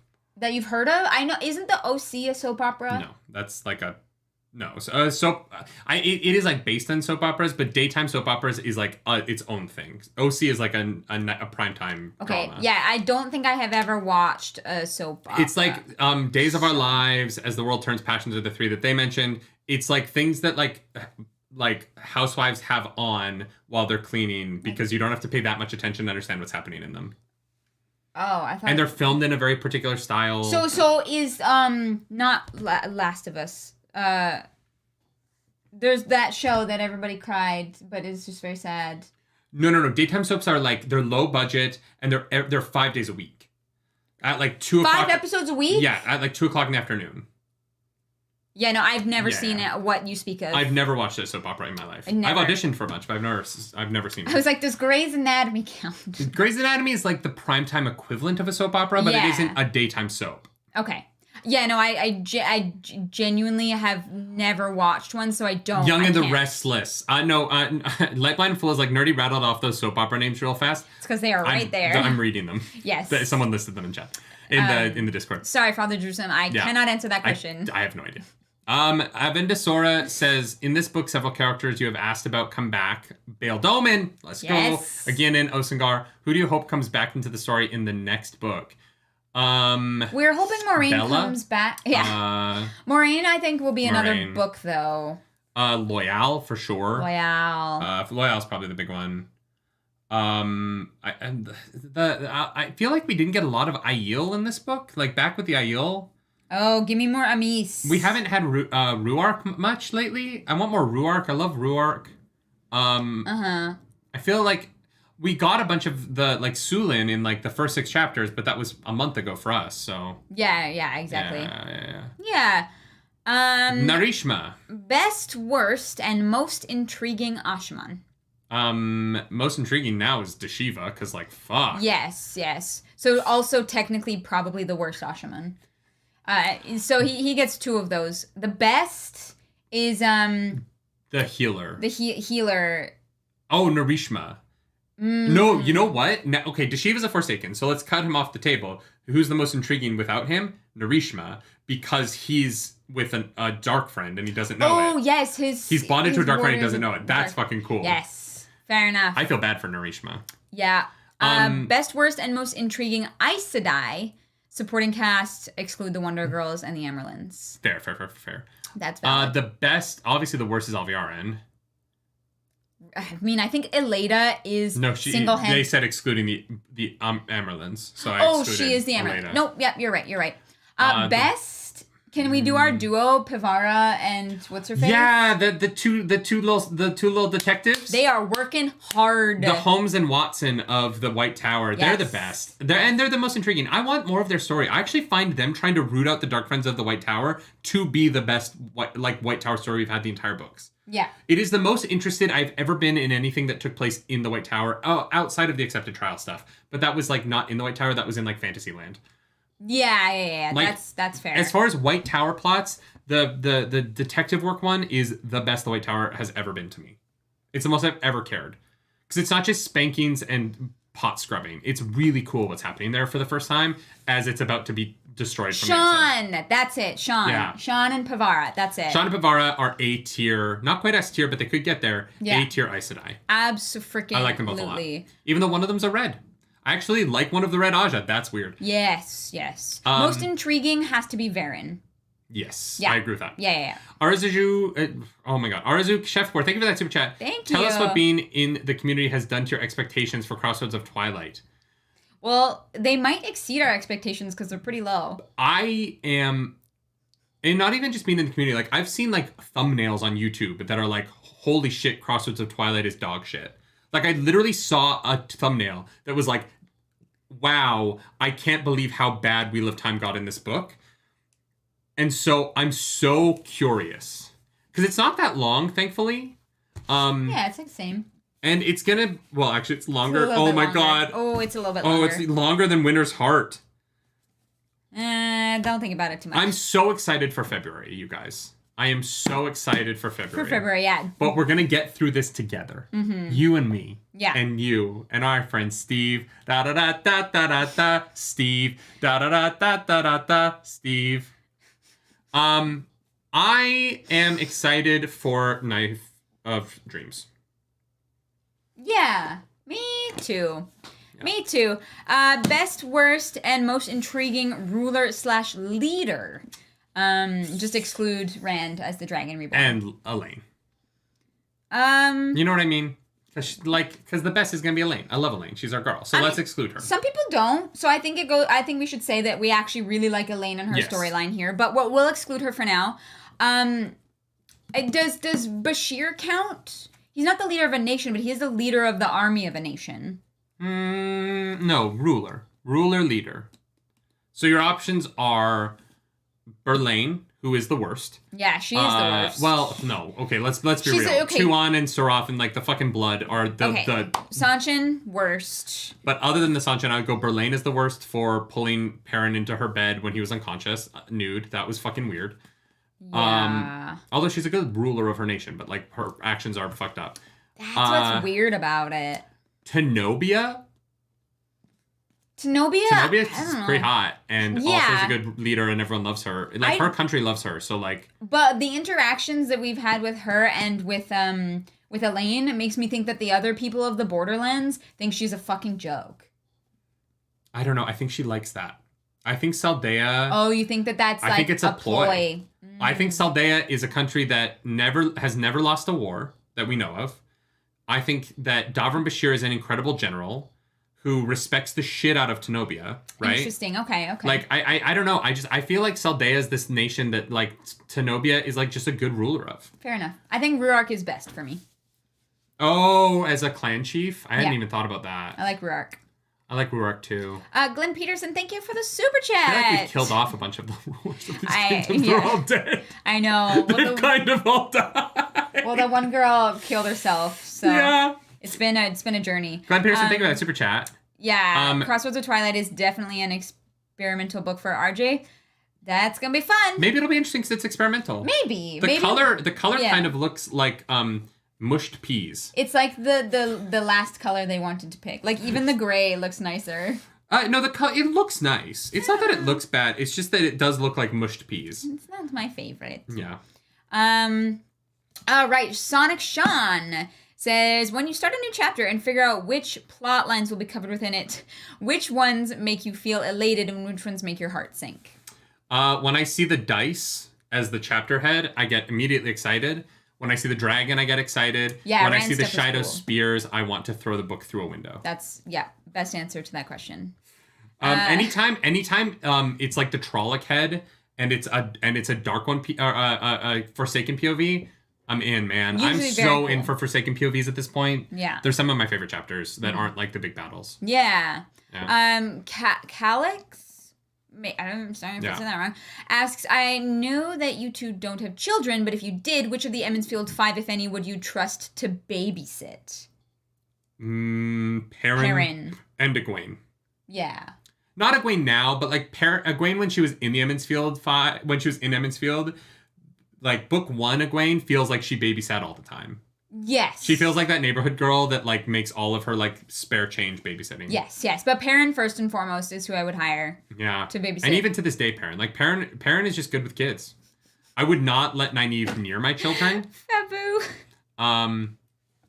Forsaken POV sounds like a porn tag. You're not wrong. It is. Arizu, thank you. Especially when Graendal's in the chapter. Yeah, thank you for that super chat. I think of Crossroads of Twilight as the first third to Knife of Great. Can't wait. Can't wait to spend the next month being like, nothing is happening. That's gonna be fun. But yeah, no, really Perrin and Egwene are the only two. Book 1 Rand, I would, and honestly, actually, book 1 Matt. I'm thinking of Showmat. I wouldn't let Showmat babysit. Well, even Showmat's good with his sisters, though. Yeah, he's great with his sisters. He would just, like, steal from my house while he's babysitting for me. Maybe. But Book Matt, Show 1 Book Matt, the problem with now Book Matt is that he, like, lets Oliver horse race, and I wouldn't want my, like... Book 1 Matt I would let babysit. Book 9 Matt, I don't know. Like, I love him. He's a good dude. Yeah, Oliver's gonna be... But, like, Matt is the babysitter that you hear from at like before your dinner's done because your child's in the hospital because he was teaching them how to like ride a bike off a ramp or some shit. You know what I mean? Here's the thing. He took them to the skate park. You would take your kid back from Matt and your kid would be like, Mommy, like, what does like double penetration mean? You know what I mean? like Matt would just let something awful slip out. And you'd have to be answering some awkward questions from your kids. Matt would have like a photo of his girlfriend in lingerie as the screen on his phone. Yeah. And so yeah. Yes, exactly. If Matt babysits your child will see a boob for the first time. Yes. Yes, which is fine, but like it's not for everybody. All right, next question. Babu Moose says Matt would be the babysitter parents hate but children love. Yes. That's exactly what I was. Shocking. I got a bit of Matt in me. Not as much as I'd like, but... Hashuveler says, with Taint Cleanse, what will happen to the male channelers who have started showing signs of madness? It depends on how far... Yeah, we've answered that, but it depends on how far along they are. Yeah, for sure. Hilo says... Hilo says, how do you feel about the mechanics Ron used to clean the taint? Two evils canceling each other. I probably missed something that explains this, but I'm not sure why Min doesn't have water enhancements after the bonding. Does that make sense to you guys? Okay, so 2 questions. So the first one about the evils canceling out each other, I actually thought was very clever. Yeah. I'm really excited what that means for Pat and Fane. I wish it had been set up better. Yeah. I wish that we had like some Rand POV where he like I wish that we had been in Rand's head in the moment that he thought of that. Yeah, that's fair. instead of it being a reveal to us in the chapter. It would have been nice to see Rand and Min piece that together. Yes. But I think the mechanic of it is very cool. Yes. That Quiet Guy, thank you for that super chat. Forget the haters. I enjoy Crossroads of Twilight. It's not top tier, but not a bad Wheel of Time book. No, but a bad Wheel of Time but a bad book Wheel of Time is still a book. pretty damn good book. Yeah, I have a feeling. I didn't feel that way about Path of Daggers, so I hope that I agree with you after it, but I'm nervous. Yeah, well, yeah. We'll see. But I'm glad that you enjoy it. That gives me hope. Hilo's other question about Min not having border. Here's the thing. Min isn't Rand's warder. Rand is Min's warder. Yes, and Min doesn't have the one power. It's more of a take on the first sister bonding, which doesn't give you enhancements. Yeah. So I didn't find it weird, no. No, I think that if Rand had bonded Min as a warder, it would. But because the three of them bonded Rand as a warder, he gets the enhancements. Does he get quadruple enhancements because he's bonded to 4 women? Maybe. Is he just like Do they stack? Strong? I don't know. Huh. That'd be interesting. Final question. Oh my god, we did it. Father Jerusalem asked, if a squad of Rockin leave Ebu Dar flying west at 27.7 miles per hour, a band of Aiel leave Kyrian heading southeast at 14.2 miles per hour, a circle of Aes Sedai leave Saladar heading north at 5.7 miles per hour, a cadre of Ashaman leave the Black Tower via Gateway at undefined miles per hour, and a pack of wolves leave Parents' Camp heading northwest at 17.3 miles per hour, at which point will they all converge on a Tuathawan camp and enjoy a hearty snack of Totina's triple meat pizza rolls? I don't know. I'm bisexual. I think that I think they all kind of they don't all get there at the same time, right? Everyone pulls in when they pull in, and then we have a good time. It's just like a 2-week party as we wait for each one to arrive. But do they know the song? But do they know the song? That is the question. That's the question of the day. Wow. We did it. That was the best question. Well done. Full book recapped. Let's go. Full book recapped. And Nileton says probably in 3 books. Probably. No, with that many plot lines on Robert Jordan, it probably takes 6 books for everyone to get together. Yeah, you're being generous. Damn, y'all. Wow, that was not what I was expecting to leave. That was very funny, Father Jerusalem. Thank you for that. But we will be live on Monday here on the Nerdy Nightly for some morning show. So. Yeah, and we'll be live tomorrow for New Year's special stuff on Claris's Twitch channel. Oh, okay. I thought we weren't doing YouTube. Yes, no, you're streaming tomorrow. I'm gonna be live tomorrow. I don't know what we're gonna do. Come hang out with me on Twitch. We're gonna celebrate the New Year every hour on the hour. During her stream. Yes, so come join us for multiple New Year celebrations as we celebrate different time zones. Yes. Yes. And we'll be having a little bit of... we're going to pop some bubbly to celebrate the YouTube channel hitting 35,000 subscribers. Let's go. And 6 million views. Let's go. In 2022. So it's been a huge year for us. So if you want to come hang out and celebrate us... because we're going to celebrate ourselves tomorrow. Yes. No, I'm kidding. If you want to come celebrate the New Year with us at all, we'll be live in the middle of the day. We're not going to do the countdown at midnight tomorrow night, mostly because both of us are very tired. And we will be asleep by like 9:30. It's been a long week filled with a lot of family stuff. So we're going to take tomorrow evening for ourselves. Ida says, what would happen... Thank you for that super chat. What would happen if Rand now bonded Min? Min would maybe then get superpowers? I don't know. Can you bond both ways? I don't know. Guys, honestly, the bond math of this stuff... bond bath? No, bond math. I thought you said bath. No, I might have. I'm dyslexic. The bond math of the Wheel of Time doesn't make any sense to me. So it could happen or it could not. Fair Who enough. knows? I'm definitely not a just chatting streamer. I don't know what would give you that impression, Febu. What are you even saying? Smash that like button. Neil just did it, and they said it felt really good. So if you also want to feel good... smash that like button. Before I read the beginning of the next book, let's do some high-low of the Winter's Heart. This is the easiest high in the world to me, but of the entire book, because it's the exact same high as last week. Yeah, that freaking last chapter, man. Holy heck. And the low is easy. This is the easiest high-low in the world to me. Yeah. The Parent Shido stuff is the low. Yeah. And chapter 35 is like it's one of the best chapters in the entire series. Yeah. Yeah, I'm like, should I get more specific? Like, I don't really...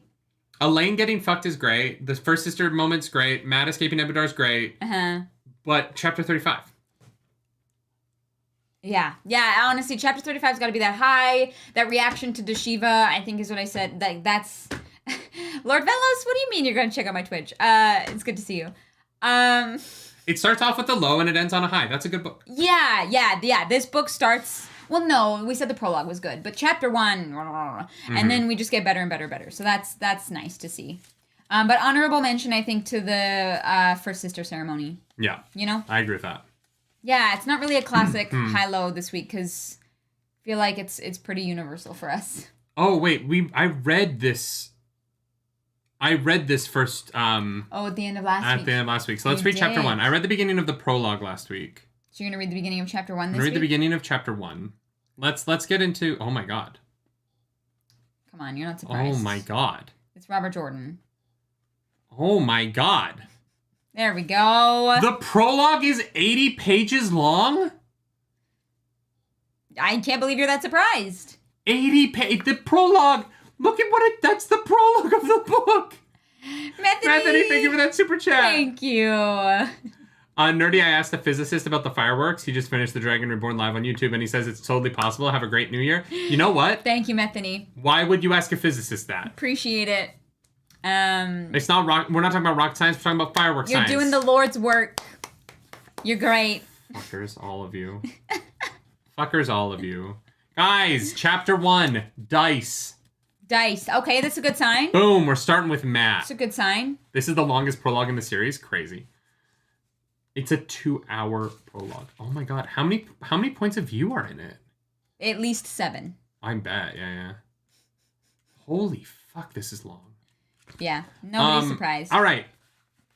Chapter 1, Time to be Gone. The wheel of time turns, and ages come and pass, leaving memories that become legend. Legend fades into myth, and even myth is long forgotten when the age that gave it birth comes again. In one age, called the Third Age by some, an age yet to come, an age long past, a wind rose in the Rannon Hills.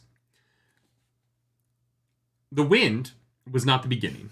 There are neither beginnings nor endings to the turning of the wheel of time, but it is a beginning. Born among the groves and vineyards that covered much of the rugged hills, the olive trees and evergreen rose, the ordered vine. Wow, my dyslexia is you know what? crushing my brain right now. I can't read. It's fine. It's all good. Sorry, that happens to me sometimes, and I literally just I can't read. Born among the groves and vineyards that covered much of the rugged hills, the olive trees and evergreen rose, the ordered vines, leafless till spring, the cold wind blew west and north across the prosperous farms, dotting the land between the hills and the great harbor of Ebudar. The land lay winter fallow still, but men and women were already oiling plowshares and tending harnesses, preparing for the planting to come. They paid little mind to the trains of heavily laden wagons moving east along the dirt roads, carrying people who wore odd clothes and spoke with odd accents. Okay, so far, nothing interesting. Riveting. Robert Jordan, what a riveting beginning to chapter 1 of your novel. Sanchin, do you want to skip to, is there can we get to a character? There's more wind. There's some ships. Oh, we get a description of ships. Okay, I found something interesting. 6 nights ago, death had walked across the water here, the one power killing men and women, and ships in darkness split by silver lightnings and hurtling balls of fire. Okay, so that was the Alpha and Mirror. Let's go! Okay. All right, that's it. That's all you get. That's all we get. Copyright. Sorry, I had to find something interesting in that. Can't wait. It's gonna be good. It's gonna be good, guys. Happy New Year for those of you who we won't see on Twitch tomorrow. Happy New Year, guys. 2023. 2022 has been incredible. Book club has been incredible. It's been a whole year of highs and lows for sure. But this is a high. Yes. It's hard to call book club a low. No. At all. No. This has been truly one of the most special things to experience a year of with you all. Yeah. And I'm incredibly grateful. It's been so fun. It's crazy how much we talk about book club, and people are like, "You do a book club," and we're like, "You don't understand. It's the best part of our week." Yeah, you don't get it. Yeah. Totally. So thank you. Yeah. Seriously. Thank you for a year. Thank you for 500,000 views and downloads. Thank you for that. That's remarkable. Cheers. And I can't believe we're gonna finish Wheel of Time. Here's to Jordan Con. Yeah. I cannot wait to be live with you all in Jordan Con. That is gonna be fucking rad. Jordan Con's gonna be amazing. We are going to be releasing some merch in the next few weeks. Yeah. A couple things that if you have a little Christmas money, We're gonna release something for Jordan Con. So like, yeah. Just let you know now. There's a few things coming down the pipeline, you know. But yes, this book club has been pretty incredible. So make sure you like the video. Yeah. Subscribe to the channel. Join the Discord. If you watch the 3-hour show and you're not already subscribed. I know. I would love if someone's like, I just don't like your reaction videos in my subscriber feed, so I just come on Fridays and I'm deliberately not subscribed to the channel. Maybe. And also some love to our incredible mods. Yes.